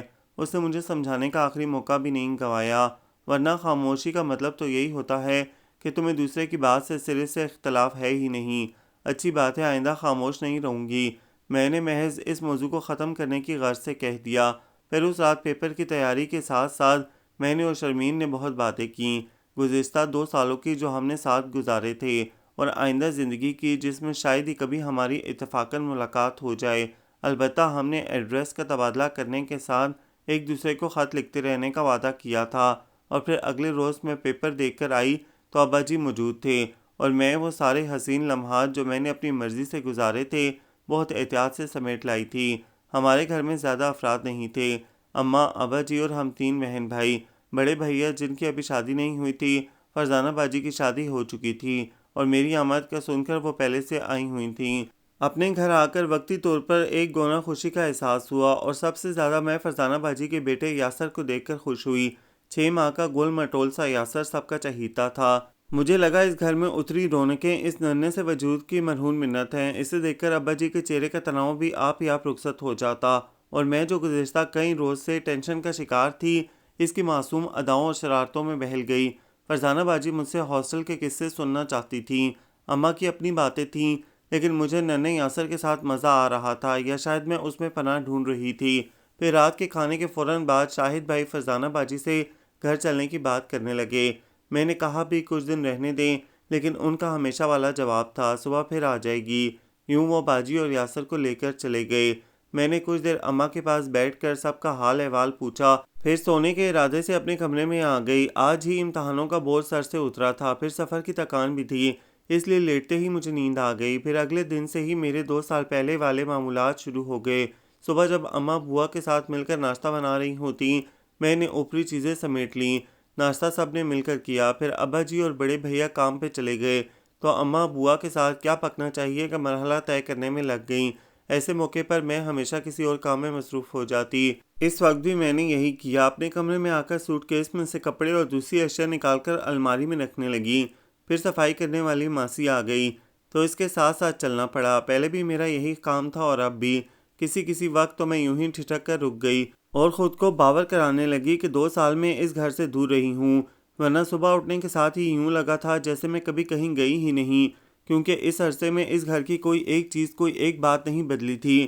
حتیٰ کہ سامنے کی دیوار پر پرندوں کے کھانے کے لیے باجرہ بھر کر جو مٹی کا پیالہ میں نے رکھا تھا، وہ بھی اسی طرح موجود تھا، اور اسے دیکھ کر ہی مجھے خیال آیا کہ جب موسموں کی شدتیں اس کچے کٹورے پر اثر انداز نہیں ہو سکیں، تو پھر انسان اور اس کی سوچیں کہاں بدلی ہوں گی۔ اس خیال کے ساتھ ہی میری ذہنی روح بہک گئی، اور میں ماسی کو اس کے حال پر چھوڑ کر اپنے کمرے میں آ گئی۔ کچھ دیر نہیں گزری تھی کہ اماں میرے پیچھے چلی آئیں۔ تم نے دیکھا نہیں، ماسی اپنی مرضی سے کام کر کے چلی گئی تو کیا ہوا اماں؟ وہ برسوں سے یہاں کام کر رہی ہے اور اسے پتہ ہے کہ کیا کرنا ہے، پھر میں کیوں خواہ مخواہ اس کے سر پر کھڑی رہتی؟ میں نے رسان سے کہا۔ لیکن اماں کو میرا اسے اس کی مرضی پر چھوڑ دینا پسند نہیں آیا۔ برا مان کر بولی، تم اگر کھڑی نہیں رہ سکتی تھی تو مجھ سے کہتی، میں دیکھ لیتی اسے۔ بس کریں اماں، اگر وہ کوئی کام ادھورا چھوڑ گئی ہے تو مجھے بتائیں، میں کر دیتی ہوں۔ ہاں تم کرو گی۔ اماں بڑبڑاتی ہوئی چلی گئیں تو مجھ پر عجیب طرح کی جھنجھلاہٹ سوار ہو گئی۔ پھر میں کھانے کے وقت بوا کے بلانے پر ہی کمرے سے نکلی، اور کھانے کے بعد اماں کے پیچھے پیچھے ان کے کمرے میں چلی آئی۔ سوگی نہیں کیا؟ وہ مجھے اپنے پیچھے دیکھ کر پوچھنے لگیں۔ عادت نہیں رہی۔ میں اطمینان سے ابا جی کے پلنگ پر بیٹھ گئی اور یوں ہی ادھر ادھر کی باتیں چھیڑ دیں۔ جب اماں پوری طرح میری طرف متوجہ ہو گئیں تب میں نے ان سے پوچھا، اماں بڑے بھیا کی شادی کب کر رہی ہیں؟ 4 سال تو ہو گئے ہیں ان کی منگنی کو۔ کیا کروں، تمہارے ابا جی نہیں مان رہے۔ کہتے ہیں تمہاری اور اس کی ایک ساتھ کریں گے۔ اماں کو غالباً اپنا من پسند موضوع مل گیا تھا، فوراً اٹھ کر بیٹھ گئیں۔ ادھر رضیہ کے گھر والے اتنا اصرار کر رہے ہیں، آخر کب تک لڑکی کو بٹھائیں گے؟ ٹھیک تو ہے، ابا جی کو سوچنا چاہیے۔ ہاں اب تم آ گئی ہو تو سوچیں گے۔ پھر قدرے مایوسی سے بولیں، لیکن معظم تو بتا رہے تھے باہر چلا گیا ہے۔ کون معظم؟ میں نے اچانک سناٹوں میں گھر کر انجان بنتے ہوئے پوچھا۔ نعمہ نے پرسوچ انداز میں یوں مجھے دیکھا جیسے معظم کے بارے میں بتانا چاہیے یا نہیں۔ قدرے توقف سے کہنے لگیں، جس سے تمہاری نسبت ٹھہری ہے، دیکھو وہ کب واپس آتا ہے۔ وہ تو اب کبھی نہیں آئے گا، میں نے بے دھیانی میں کہہ دیا۔ اور اماں پہلے تو بری طرح چونکی، پھر تڑک کر پوچھا، تمہیں کیسے پتا؟ میں سٹپٹا گئی، مجھے کیا پتا، میں نے تو سنا ہے باہر جانے والے واپس نہیں آتے، وہیں بس جاتے ہیں۔ ایسا اندھیر نہیں مچا اور وہ کوئی پہلی بار باہر نہیں گیا، تمہارے ابا جی بتا رہے تھے باہر سے پڑھ کر آیا ہے، اب کسی کام سے گیا ہوگا۔ میں اندر ہی اندر کٹ کر رہ گئی۔ شرمین ٹھیک تو کہتی تھی کہ جانے کتنے احمقوں کے بننے پر میں پیدا ہوئی تھی۔ اب بھلا اماں کے سامنے ایسی جاہلانہ باتیں کرنے کی کیا تک تھی کہ الٹا وہ مجھے سمجھا رہی تھی۔ پھر کہنے لگیں، میں نے دیکھا ہے ماشاءاللہ خوبصورت جوان ہے، پھر اللہ بخشے اس کے باپ سے تمہارے ابا جی کی برسوں پرانی دوستی تھی۔ ہے کیا ہوا اس کے باپ کو؟ میں نے چونک کر پوچھا تو اماں افسوس سے بولیں، بیچارے انتقال کر گئے ابھی کچھ دن پہلے، بلکہ مہینہ بھر ہوا ہوگا۔ اس کے بعد اماں مرحوم کی خوبیاں گنوانے میں لگ گئیں، جبکہ میرے ذہن سے پردے سرکنے لگے۔ کوئی مہینہ بھر پہلے ابا جی میرے پاس آئے تھے، بے حد تھکے ہوئے اور نڈھال سے۔ پھر اسی روز میں نے معظم جان کو فون کیا تھا اور اس نے میری بات کا جواب دینے سے معذوری ظاہر کی تھی۔ تو کیا اس روز، اف میرے خدا، میں بے حد ندامتوں میں گھر کر خود کو ملامت کرنے لگی۔ پھر اگلے کئی روز تک میں ایک مجرمانہ سے احساس میں گھری رہی، یعنی اس شخص پر تو غموں کا پہاڑ ٹوٹا تھا اور مجھے اپنی پڑی تھی۔ پھر ابھی میں پوری طرح اس احساس سے نہیں نکلی تھی کہ بی بی جان آ گئیں، یقیناً ان کے ساتھ جہانگیر بھی ہوگا، لیکن میں کہاں اسے دیکھ سکتی تھی۔ بی بی جان کو دیکھ کر ہی میں اپنے کمرے میں جا چھپی، کیونکہ ہمارے ہاں اجنبی خواتین کے سامنے بھی زیادہ دیر ٹھہرنے کی اجازت نہیں تھی۔ بہرحال اپنے کمرے میں بے قراری سے ٹہلتی رہی۔ مجھے خدشہ تھا کہیں اماں انہیں صاف انکار نہ کر دیں، کیونکہ معظم جان کی طرف سے اب مجھے اطمینان تھا کہ وہ اگر باہر بھی چلا گیا ہے تو کسی کے ذریعے سے انکار کے الوا بھیجے گا، یا ہو سکتا ہے ابا جی کو خط ہی لکھ دے۔ میرا دل چاہا اماں کو بلا کر کہوں ابھی کوئی جواب نہ دیں، لیکن میں اتنی بولڈ نہیں تھی، ہزار چاہنے کے باوجود خود میں اتنی جرأت پیدا نہیں کر سکی۔ پھر جب بی بی جان چلی گئیں تب مجھے احساس ہوا کہ میں ایک اور غلطی کر گئی ہوں۔ کم از کم مجھے فرزانہ باجی کو ہی بتا دینا چاہیے تھا، وہی اماں سے بات کر لیتی کہ معظم جان کسی بھی وقت اس نسبت کو توڑ دے گا، پھر یقیناً اماں بی بی جان کو آئندہ پر ٹال دیتی۔ اب پتہ نہیں انہوں نے کیا کہا تھا، میں جاننا چاہتی تھی لیکن کس سے پوچھتی۔ رات تک خواہ مخواہ برآمدے، آنگن اور کچن کے چکر لگاتی رہی کہ شاید اماں اور ابا جی بی بی جان کے بارے میں بات کر رہے ہوں اور میں کچھ جان سکوں، لیکن کہیں کوئی تذکرہ نہیں تھا۔ تب مایوسی اور کھو دینے کا احساس جس نے مجھے بے حد پسماردہ کر دیا، اور اس رات میں چپکے چپکے روتی رہی۔ جہانگیر کا خیال آیا، پتہ نہیں اسے بالکل مایوس لوٹایا گیا ہے یا کوئی آس باقی ہے، جانے وہ میرے بارے میں کیا سوچتا ہوگا کہ میں نے اس کے ساتھ مذاق کیا ہے۔ کاش میں اسے ہی اصل صورتحال بتا دیتی، یہاں بھی میں غلطی کر گئی تھی، جو معظم جان کا یقین کر کے اس سے کہہ دیا کہ والدین کے فیصلے میں میری مرضی بھی شامل ہوگی، اور معظم جان میرے اندر اس شخص کے خلاف تنفر بڑھتا چلا گیا۔ وہ جو کہہ رہا تھا کہ اس سارے قصے میں میرا نام کہیں نہ آئے، تو جانے اس کا مقصد کیا تھا۔ بہرحال کل تک مجھے اس سے ہمدردی تھی، اور اب وہ میرے نزدیک سب سے زیادہ قابل نفرت تھا، جو میری مجبوری سمجھتے ہوئے بھی اطمینان سے کہیں دور جا بیٹھا تھا۔ اگلے روز میں نے یوں ہی باتوں کے دوران بظاہر بے حد سرسری انداز میں اماں سے بی بی جان کے بارے میں پوچھ لیا۔ اماں وہ کل کون خاتون تھیں، کہاں سے آئی تھیں؟ میں نے ہرگز اپنی شناسائی ظاہر نہیں ہونے دی، اور اماں بھی اسی طرح سرسری انداز میں کہنے لگیں، ایک بار پہلے بھی آ چکی ہیں، اس وقت تم یہاں نہیں تھیں۔ حالانکہ میں نے تو اسی وقت جواب دے دیا تھا، پھر پتہ نہیں کیا سوچ کر دوبارہ آ گئیں۔ پھر ایک نظر مجھ پر ڈال کر بولیں، تمہارا رشتہ لے کر آئی تھیں، میرا خیال ہے وہیں کراچی میں کہیں تمہیں دیکھا ہوگا۔ آپ نے کیا کہا ان سے؟ میں نے دھڑکتے دل کے ساتھ پوچھا۔ یہی کہ تمہاری بات طے ہو چکی ہے، اور اگر ایسا نہ بھی ہوتا تب بھی ہم بالکل انجان لوگوں میں رشتہ جوڑنے کے حق میں نہیں ہیں۔ اماں نے ساتھ ہی اپنی رائے بھی دے ڈالی، اور میں ان سے کیسے کہتی کہ جسے آپ انجان کہہ رہی ہیں اس کی محبت کی جڑیں میرے اندر بہت دور تک پھیل گئی ہیں۔ بہرحال اماں نے بی بی جان کو بالکل مایوس لوٹا کر مجھے نارسائیوں کا کرب بخش دیا تھا، اور میں چپ چاپ ایک اندیکھی آگ میں سلگنے لگی تھی۔ ابا جی کا ارادہ بڑے بھیا کی اور میری شادی ایک ساتھ کرنے کا تھا، لیکن اب مجبوراً انہیں صرف بڑے بھیا کی شادی کرنی پڑی، کیونکہ معظم جان کا کچھ پتہ نہیں تھا۔ ہو سکتا ہے ابا جی کو معلوم ہو۔ اس روز پھوپھی جان کے استفسار پر تو یہی کہہ رہے تھے کہ معظم کو آنے میں ابھی دیر ہے۔ اب پتہ نہیں انہوں نے یوں ہی کہہ دیا تھا یا اس کے بارے میں جانتے تھے۔ بہرحال مجھے اس سے کوئی غرض نہیں تھی اور نہ ہی اس کی واپسی سے دلچسپی۔ بڑے بھیا کی شادی میں گھر میں کافی رونق ہو گئی تھی۔ فرزانہ باجی بھی ہفتہ بھر پہلے سے آ گئی تھیں۔ دن بھر قریبی عزیزوں کا آنا جانا لگا رہتا اور ان کی خاطر مدارات میں نے خود کو مصروف کر لیا۔ زیادہ تر کچن میں ہی رہتی۔ حالانکہ اماں نے بار بار منع کیا، لیکن مجھے کزنز کی شوخیوں اور وہ جو بار بار معظم کا نام لے کر مجھے چھیڑتی، اس سے وحشت ہوتی تھی، اس لیے میں خود کو الگ تھلگ رکھتی۔ پھر شادی سے 2 روز پہلے فرزانہ باجی اپنی شاپنگ کے سلسلے میں کراچی جانے لگیں تو میں بے قرار سی ہو گئی۔ اچانک جانے کیا کچھ یاد آیا اور دل مچل مچل کر ان راہوں پر چلنے کی ترغیب دینے لگا جن پر قدم رکھتے ہوئے میں کزن اپنی روایات سے نظریں چرا گئی تھی۔ میں بھی چلوں؟ میں نے بڑی آس سے فرزانہ باجی کو دیکھا۔ ہاں چلو نا، میں بھی تو اس وقت سے تم سے یہی کہہ رہی ہوں، جلدی کرو، باہر شاہد انتظار کر رہے ہیں۔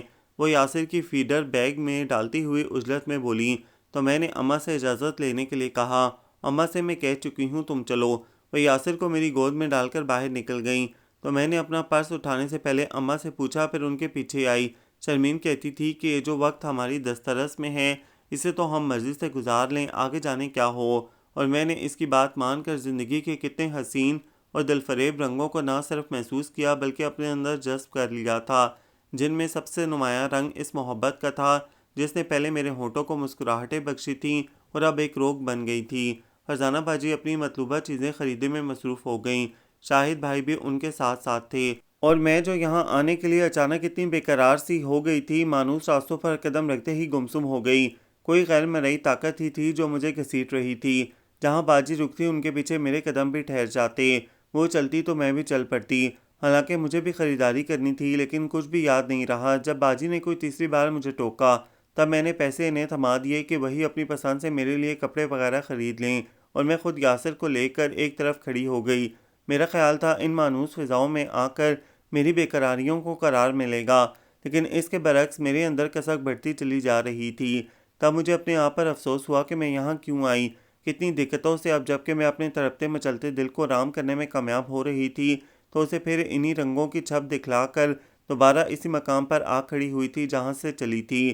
بس کرو بھائی، شمع تھک گئی ہے، شاہد بھائی نے میری خاموش اور لا تعلقی محسوس کر کے فرزانہ باجی سے کہا تو وہ پہلے مجھ سے بولیں۔ تھک گئی ہو؟ پھر شاہد بھائی سے کہنے لگیں، یاسر کو آپ لے لینا، یہ بس تھوڑی سی چیزیں رہ گئی ہیں، لے لوں، دوبارہ کہاں آنا ہوگا، میری فکر نہیں کریں، آپ اطمینان سے خریدیں، اور یاسر بھی میرے پاس ٹھیک ہے۔ میں نے کزن مسکرا کر انہیں اپنی طرف سے اطمینان دلایا۔ پھر بھی شاہد بھائی کہنے لگے، ایسا کرو تم یاسر کے ساتھ گاڑی میں جا بیٹھو، ہم ابھی آتے ہیں۔ ہاں یہ ٹھیک ہے، فرزانہ باجی نے فوراً ان کی تائید کی تو میں شاہد بھائی سے چابی لے کر لوگوں کی بھیڑ سے نکل آئی۔ پہلے کارنر سے یاسر کے لیے بسکٹ لیے، پھر گاڑی کی تلاش میں نظریں دوڑا رہی تھی کہ وہ سامنے آ گیا۔ جہانگیر!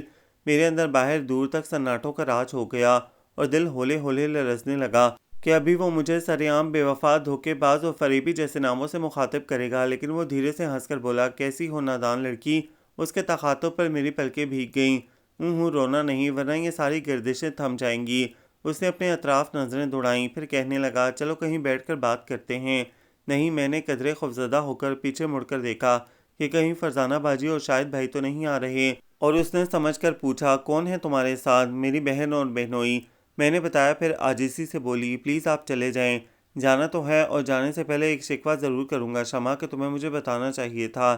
میں نے سوالیہ نظروں سے دیکھا تو وہ کچھ دیر رک کر بولا، یہی کہ تم معظم جان کی منگیتر ہو۔ بظاہر اس کا لہجہ اور ہر انداز بے حد نارمل تھا، جیسے کوئی عام سی بات ہو۔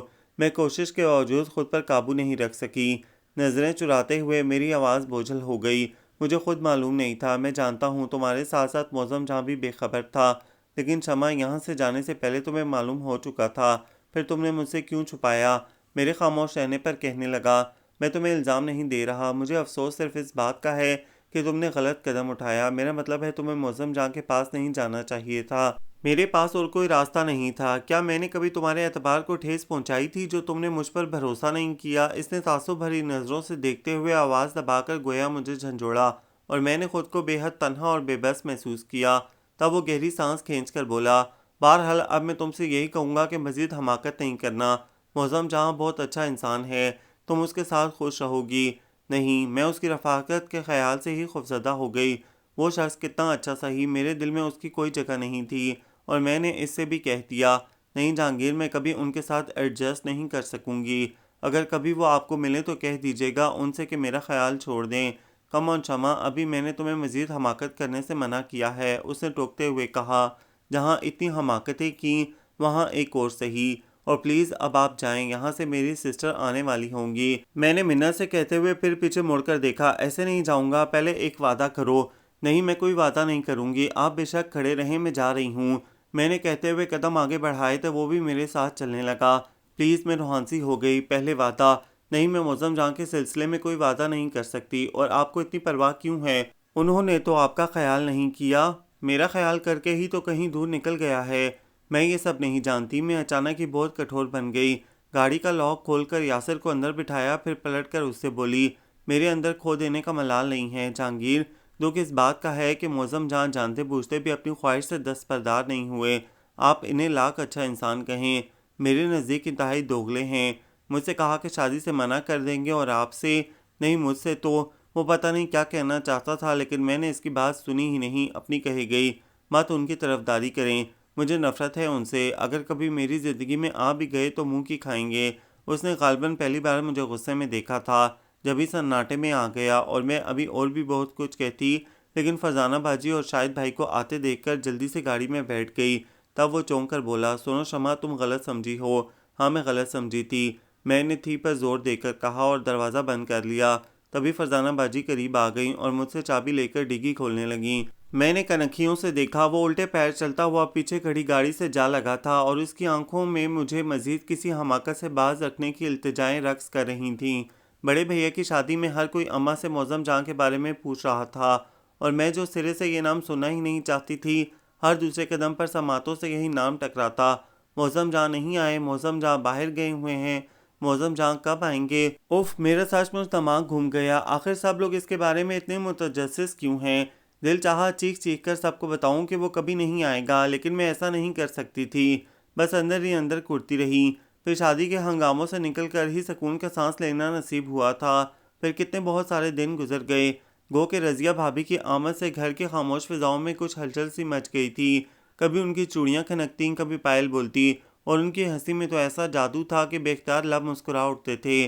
پھر بھی جانے کیوں میرے اندر کا سناٹا نہیں ٹوٹتا تھا، بس کبھی کبھی اس سناٹے میں اچانک ایسا شور اٹھتا کہ میں پریشان ہو جاتی، پھر آپ ہی آپ شور مدھم ہو کر بالکل ہی دم توڑ دیتا، اور میں سوچتی رہ جاتی کہ ایسا کیوں ہوا تھا۔ کتنی عجیب بات تھی کہ میں خود سے نہیں سمجھ پائی، بلکہ شرمین کا خط پڑھتے ہوئے ادراک ہوا کہ میرے اندر احساسات کروٹیں بدل چکے ہیں۔ پہلے محبتوں کی اجارہ داری تھی، جس میں کہیں کہیں اندیشوں کا خوف بھی شامل تھا، پھر ان کی جگہ کھو دینے کا دکھ آن بسا، جس نے مجھے بہت رلایا تھا۔ اس کے بعد دکھ کی شدت کم ہوتے ہوئے صرف ملال رہ گیا، اور اب وہ بھی نہیں تھا۔ مجھے خبر ہی نہیں تھی کہ گئے دنوں سے ناتا ٹوٹ چکا ہے، اور آنے والے وقت کا خیال میرے اندر محشر برپا کر دیتا ہے۔ ہمیشہ کی طرح شرمین نے خط کے آخر میں لکھا تھا، ابھی بھی میں تم سے یہی کہوں گی شمع کہ معظم جان سے شادی کر لو، وہ اتنا ہینڈسم بندہ تم سے بڑی شدید محبت کرتا ہے، اور میں اتنی ہی شدید نفرت کرتی ہوں۔ خط طے کرتے ہوئے میں دانت پیس کر بڑبڑائی، واقعی میری نفرت بڑی شدید اور اتنی زورآور تھی کہ میرے اندر سے گزشتہ تمام دھیمے اور مد بھرے جذبوں کو نکال باہر کر کے فقط اپنی اجارہ داری قائم کر چکی تھی۔ پھر میں نے ہر قدم پر اپنا محاسبہ شروع کر دیا، میں کب کیا سوچتی ہوں، اور میں جب بھی سوچتی بہت تنفر کے ساتھ معظم جان کو سوچتی تھی۔ اور یہ بھی عجیب بات ہے کہ محبت نے مجھے بزدل بنا دیا تھا، جبکہ اب اس کے برعکس جذبات مجھے باغی بنا رہے تھے۔ پہلے اگر مجھے اپنا ماحول اور اپنی روایات بہت عزیز نہیں بھی تھیں، تب بھی میں ان سے متنفر نہیں تھی، شاید اس لیے کہ مجھے کسی جبر کا سامنا نہیں کرنا پڑا تھا، اور اب مجھ پر جبر ہو چکا تھا۔ پہلا اس گھر کی طرف سے جو مجھ سے پوچھے بغیر میری زندگی کا فیصلہ کر دیا گیا، اور دوسرا اس شخص کی طرف سے جو میری مرضی کے خلاف ابھی تک مجھے اپنا پابند رکھے ہوئے تھا۔ اب جو میرے اندر شور اٹھا تو تھمنے کا نام نہیں تھا، اور اس اور شرمین کو جواب لکھتے ہوئے میں نے اس کی آخری بات کا جواب بھی لکھ دیا۔ تمہارے فضول سے مشورے کا بہت شکریہ شرمین، تمہاری اطلاع کے لیے عرض ہے کہ میں اپنی زندگی کے انتہائی اہم موڑ پر ہوں، ہو سکتا ہے کسی روز ابا جی کے مقابل کھڑی ہو جاؤں، اور جس روز ایسا ہوا سب سے پہلے بات یہی کہوں گی کہ میں معظم جان سے شادی نہیں کروں گی۔ اس کے بعد بہت دنوں تک شرمین کا خط نہیں آیا اور میں اس سلسلے میں اس سے شاکی نہیں ہوئی تھی، کیونکہ میں جانتی تھی کہ وہ خاصی مصروف رہتی ہے اور فراغت تو صرف میرے پاس تھی، جس نے اب مجھے حد درجہ بیزار کر دیا تھا۔ بھلا یہ بھی کوئی زندگی تھی؟ کھانا پینا سونا، وقت بھی جیسے ٹھہر ٹھہر کر گزر رہا تھا۔ اماں میرے لیے خاصی فکر مند تھیں، ظاہر ہے وہ میری شادی کرنا چاہتی تھیں۔ 2 سال ہو گئے تھے مجھے بی اے کیے ہوئے، اور اتنا ہی عرصہ معظم جان کو گئے ہوئے۔ مجھ سے تو وہ بہرحال یہ کہہ کر گیا تھا کہ ہمیشہ کے لیے جا رہا ہے۔ پتہ نہیں ابا جی سے کیا کہا تھا جو وہ ابھی تک اس کے انتظار میں تھے، اور مایوس تو اماں بھی نہیں تھیں، جبھی تو کسی کے بھی پوچھنے پر بڑے یقین سے کہتی تھیں بس آنے والا ہے۔ اس روز یہی بات سن کر رضیہ بھابی نے ٹوک دیا، اماں سال بھر سے تو میں سن رہی ہوں کہ بس آنے والا ہے، آخر کب آئیں گے معظم بھائی؟ اور غالباً پہلی بار اماں کو احساس ہوا کہ اسے گئے ہوئے 2 سال ہو گئے ہیں۔ تبھی بھابی کے ٹوکنے پر چپ سی ہو گئیں اور بھابی نے میرا احساس دلاتے ہوئے کہنے لگیں، آپ ابا جی سے کہیں کہ اس طرح خاموش نہ بیٹھے رہیں، بلکہ معلوم کریں کہ معظم بھائی کا کیا ارادہ ہے، آخر وہ اس طرح باہر جا کر کیوں بیٹھ گئے ہیں۔ ہم پر لڑکی بھاری نہیں ہے، لیکن شادی کی یہی عمر ہوتی ہے۔ شمع نے جتنا پڑھنا تھا پڑھ لیا، اب ہمیں اس کا گھر بسانا ہے۔ میں کئی بار تمہارے ابا سے کہہ چکی ہوں، وہ کہتے ہیں میں کیا کروں، معظم یہاں ہو تو بات کروں، اس کا تو کچھ پتہ ہی نہیں ہے۔ اماں نے کہا تو میں چونک گئی، یعنی ابا جی کو بھی معلوم نہیں ہے، اور میری سمجھ میں نہیں آیا کہ آخر اس کا مقصد کیا ہے۔ یہ تو واقعی تشویش کی بات ہے، انہیں بتا کر جانا چاہیے تھا۔ اگر جلدی میں بھی گئے ہیں تو بعد میں خط وغیرہ تو لکھ سکتے تھے۔ بھابی تشویش ظاہر کرتے ہوئے بولیں اور قدرے توقف سے سوچ کر کہنے لگیں، میرا تو خیال ہے اماں ان کے انتظار میں شمع کو بٹھائے رکھنا حماقت ہے، پتہ نہیں ان کا کیا ارادہ ہے۔ بھابی نے اماں کو ہلا کر رکھ دیا اور میں چپ چاپ وہاں سے اٹھ آئی، کیونکہ مجھے بھابی کی باتوں سے اختلاف نہیں تھا، بلکہ ان کی باتوں کو سوچتے ہوئے ہی مجھے خیال آیا کہ وہ شخص میری طرف سے مایوس ہو کر اب انتقاماً مجھے انتظار کی دہلیز پر بٹھائے رکھنا چاہتا ہے، جبھی تو اتنی خاموشی سے کہیں روپوش ہو گیا ہے۔ ادھر ابا جی تھے کہ اس کے خلاف کوئی بات سننا ہی نہیں چاہتے تھے۔ اماں کے بار بار ٹوکنے پر اس روز یکدم غصے میں آ گئے۔ میں زبان دے چکا ہوں، شمع کی شادی ہوگی تو معظم سے، اور بس۔ میں نے ابا جی کا حتمی لہجہ اور دھاڑتی ہوئی آواز اپنے کمرے میں سنی تھی اور ہمیشہ کی طرح سہم کر رہ گئی۔ پتہ نہیں کیسے گزشتہ دنوں میں یہ سوچنے لگی تھی کہ کسی روز ابا جی کے مقابل کھڑی ہو جاؤں گی۔ ان کے مقابل تو کیا، میں تو کبھی ان کے سامنے سر بھی نہیں اٹھا سکتی، خواہ جبر پر جبر ہوتے رہیں۔ بہرحال اس کے بعد اماں کو ایک دم چپ لگ گئی اور بھابی نے بھی دوبارہ کبھی اس موضوع کو چھیڑنے کی غلطی نہیں کی۔ پھر میں نے کچھ وقت خاموشی سے گزرنے کے بعد اماں سے کہنا شروع کر دیا کہ وہ ابا جی سے اسکول میں جاب کی اجازت دلوا دیں، کیونکہ بیکار بیٹھے بیٹھے میں ذہنی طور پر بالکل مفلوج ہوتی جا رہی تھی۔ اماں اس کے حق میں تو نہیں تھیں، لیکن میری مسلسل ضد سے مجبور ہو کر انہوں نے ابا جی سے بات کر لی۔ کیا ضرورت ہے نوکری کرنے کی؟ ابا جی مجھے بلا کر کہنے لگے، کس چیز کی کمی ہے تمہارے پاس؟ کھانے کو نہیں مل رہا یا پہننے کو نہیں ہے؟ جی، میں سچ مچ سٹپٹا گئی، پھر سوچ کر دھیمی آواز میں کہا، کمی تو کوئی نہیں ہے، بس فارغ بیٹھے بیٹھے اکتا گئی ہوں، اگر آپ اجازت دیں تو۔ نہیں، انہوں نے پوری بات سنے بغیر صاف منع کر دیا، ہمارے ہاں لڑکیاں نوکری نہیں کرتی، تم بھی کبھی ایسا خیال دل میں نہیں لانا، سمجھی تم؟ جی، میں نے سر جھکا لیا، تمہیں اگر میں نے 4 جماعتیں زیادہ پڑھائی ہیں تو یہ تمہارے مرحوم سسر کی خواہش تھی، ورنہ میں کبھی تمہیں گھر سے دور نہ بھیجتا۔ انہوں نے یہ بات کہہ کر جانے مجھے کیا باور کرانے کی کوشش کی، اور میں مزید ان کے سامنے کھڑی نہیں رہ سکی۔ اپنے کمرے تک آتے آتے میرے اندر محشر برپا ہو چکا تھا۔ معظم جاں، میں اب خود پر گزرنے والے ہر موسم کو اسی سے منسوب کرتی تھی، خواہ تکلیف ہو، دکھ یا بے بسی، میرے ہونٹوں پر اسی کا نام آتا، کیونکہ میرے اندر یہ خواہش شدت اختیار کر گئی تھی کہ ایک بار میرا اس سے سامنا ضرور ہو، تاکہ میں سارے حساب بے باک کر دوں۔ اس وقت بھی میں نے اس خواہش کے زیر اثر اسے پکارا تھا، اور جیسا کہ میں بتا چکی ہوں کہ محبت کے مقابلے میں میری نفرت زیادہ زوراور ہے۔ 2 روز بعد ہی ابا جی اماں کو اس کی آمد کا بتا رہے تھے۔ میری سوچوں کے بالکل برعکس میری ازدواجی زندگی کا آغاز بے حد خاموشی سے ہوا، یعنی میں جو یہ سمجھ رہی تھی کہ معظم جاں پا لینے کے نشے میں سرشار ہو کر پہلے مرحلے پر ہی مجھے اپنے جذبوں کی زوراوری اور صداقت پر ایمان لانے کو کہیں گے، پھر اپنی بے پایاں محبت کا اظہار، اور بدلے میں اپنی ساری نفرتیں ان کی جھولی میں ڈال کر انہیں ایسی گہری چوٹ لگاؤں گی جس کی شدت سے وہ بقیہ ساری زندگی سلگتے رہیں گے۔ ان کی یہی سزا تھی، کیونکہ انہوں نے میرے ساتھ فاؤل کھیلا تھا، مجھ سے کہا وہ شادی سے منع کر دیں گے، ساتھ ہی یہ درخواست بھی کی تھی کہ میں جہانگیر کے سامنے ان کا نام نہ لوں، اور خود جاتے جاتے اسے بتا گئے تھے کہ میں ان کی منگیتر ہوں۔ میرے نزدیک یہ انتہائی چھچوری بلکہ گھٹیا حرکت تھی، جس سے مجھے شدید دھچکا لگا تھا، اور اسی روز سے میں نے سوچ لیا تھا کہ اگر معظم جان مجھ سے شادی کرنے میں کامیاب ہو بھی گئے تو میں انہیں ایک پل خوشی نہیں دوں گی۔ جس وقت وہ حجلہ عروسی میں آئے میں اپنے اندر ایسا آتش فشاں لیے بیٹھی تھی جسے پھٹنے کے لیے ان کے چہرے پر پا لینے کی خوشی کا ایک ہلکا سا عکس ہی کافی تھا۔ کچھ دیر تک میں نے قصداً ان کی طرف دیکھنے سے گریز کیا اور خاصی تعلقی کا مظاہرہ کرتے ہوئے کلائی میں پڑی چوڑیوں سے کھیلتی رہی۔ پھر اس کے بولنے کی منتظر بھی تھی اور وہ بہت دیر بعد بولا تو اس کے لہجے میں نہ پا لینے کی کھنک تھی، نہ بے قراری اور نہ تسخیر کر لینے کا زام۔ ٹھہرا ہوا سپاٹ لہجہ، جیسے میری طرح وہ بھی مجبور ہو یا مجبور کیا گیا ہو۔ میرا خیال ہے ہمیں گزشتہ ساری باتیں بھلا دینی چاہیے۔ یاد رہے میں نے باتیں کہا ہے، جذبات پر ہمارا اختیار نہیں۔ میں اس کی بات سمجھنے کی کوشش کرتی رہ گئی اور وہ اپنا حق استعمال کر کے بڑی خوبصورتی سے میرے سارے منفی جذبوں کے سامنے بند باندھ گیا۔ کسی بھی طرح سے ہی وہ پہلے ہی مقام پر مجھے مغلوب کر گیا تھا، اس کے بعد قطعی انجان بن گیا۔ گویا میرے جذبوں پر بند باندھ کر وہ مطمئن ہو گیا تھا، لیکن شاید وہ یہ نہیں جانتا تھا کہ لہروں کے سامنے بند باندھ دینے سے ان کا زور ٹوٹ نہیں جاتا بلکہ وہ سرکشی پر آمادہ ہو جاتی ہیں۔ میرے اندر بھی تلاطم برپا تھا، لیکن یہاں مجھ سے نادانی سرزد نہیں ہوئی، یعنی فوری طور رد عمل ظاہر کرنے کے بجائے میں نے خاموشی اختیار کر لی اور پھر یوں لگتا تھا جیسے ہمارے درمیان خاموش معاہدہ طے پا گیا ہے۔ صبح ناشتے کی ٹیبل پر ناشتہ کرتے ہوئے ان کی نظریں مسلسل اخبار کی سرخیوں پر بھٹکتی رہتیں، پھر آفس جاتے ہوئے روزانہ ایک ہی جملہ بولتے، اگر آپ کو کوئی ضرورت ہو یا کہیں جانا ہو تو مجھے رنگ کر لیجئے گا۔ اس کے بعد سارا دن میں اور میری تنہائیاں۔ وہ شام میں آتے، شاور لینے کے بعد ٹی وی لاؤنج میں آ بیٹھتے تو میں خاموشی سے ان کے سامنے چائے رکھ دیتی۔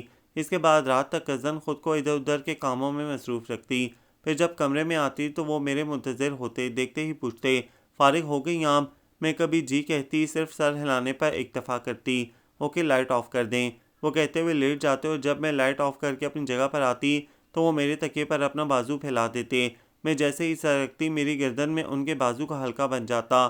مجھے ان کی یہ حرکت سخت ناگوار گزرتی اور میں احتجاجاً اپنا سانس تک روک لیتی۔ ٹھیک کہا تھا انہوں نے کہ جذبات پر ہمارا اختیار نہیں۔ شب کی اس خاموشی میں دو متضاد جذبے ایک ساتھ انگڑائیاں لیتے تھے۔ وقت یوں ہی دھیرے دھیرے سرک رہا تھا۔ ہماری شادی کو ابھی مہینہ بھر ہی ہوا تھا کہ اس شام جہانگیر آ گیا۔ اس کی آمد غیر متوقع نہیں تھی، بلکہ میرے خیال میں تو اسے شادی ہی میں آنا چاہیے تھا۔ بہرحال میں اس وقت معظم جہاں کے لیے چائے لے کر آ رہی تھی، اسے دیکھ کر نظر انداز کر گئی اور چائے کا کپ ٹیبل پر رکھ کر واپس پلٹنے لگی کہ انہوں نے پکار لیا، شمع۔ میں نے رک کر دیکھا تو وہ جہانگیر سے کہنے لگے، تم انہیں دیکھ کر حیران ہو گئے؟ نہیں، وہ بڑے آرام سے بولا، مجھے بہت پہلے ان کی دوست شرمین نے بتایا تھا کہ یہ تم سے منسوب ہیں۔ شرمین ہونٹوں کی بے آواز جنبش کے ساتھ میں نے چونک کر معظم جہاں کو دیکھا۔ وہ اس کے سامنے سر جھکائے کھڑے تھے۔ جانے کیوں مجھے عجیب سا لگا، پلٹ کے جانے لگی کہ وہ پھر پکار کر بولے، شمع جہانگیر کے لیے چائے۔ میں دوبارہ کچن میں آ گئی اور چائے بناتے ہوئے میری ذہنی رو جانے کہاں سے کہاں بھٹک گئی۔ شرمین کا خیال آنے پر غصہ آنے لگا کہ اگر اس نے جہانگیر کو میری اور معظم جہاں کی نسبت کا بتا ہی دیا تھا تو پھر اسے مجھے بھی آگاہ کرنا چاہیے تھا۔ کم از کم میں معظم جہاں کو تو الزام نہ دیتی۔ میرے اندر ان کے خلاف کتنی قدورتیں تھیں۔ میں دل ہی دل میں شرمین کو گالیاں دیتی ہوئی چائے کے ساتھ دیگر لوازمات سے سجی ٹرے اٹھا کر دوبارہ لاؤنج کی طرف آ رہی تھی کہ معظم جہاں کے منہ سے اپنا نام سن کر میرے قدم آپ ہی آپ رک گئے۔ وہ بے حد آزردگی میں گھر کر کہہ رہے تھے، میں شمع سے شادی نہیں کرنا چاہتا تھا۔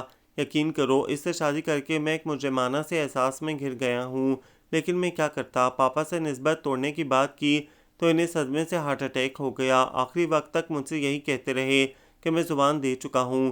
پھر انہوں نے مجھ سے نہ صرف وعدہ لیا بلکہ اپنی قسم بھی دی کہ میں ان کی طے کی ہوئی نسبت توڑوں گا نہیں۔ میرا خیال تھا پاپا ٹھیک ہو جائیں گے، پھر میں انہیں کسی بھی طرح منا لوں گا، لیکن وہ مجھے وعدے اور قسم کی زنجیر میں جکڑ کر چلے گئے۔ قدرے توقف کے بعد کہنے لگے، میں اس وقت بہت ڈسٹرب تھا، بالکل سمجھ میں نہیں آ رہا تھا کہ کیا کروں۔ تب میں نے شمع کو فون کیا تاکہ اسے اپنی مجبوری بتا کر کہہ سکوں کہ وہی اپنے اندر حوصلہ پیدا کرے، لیکن اس نے میری بات ہی نہیں سنی۔ تب میری سمجھ میں یہی آیا کہ میں چپ چاپ یہاں سے کہیں دور چلا جاؤں۔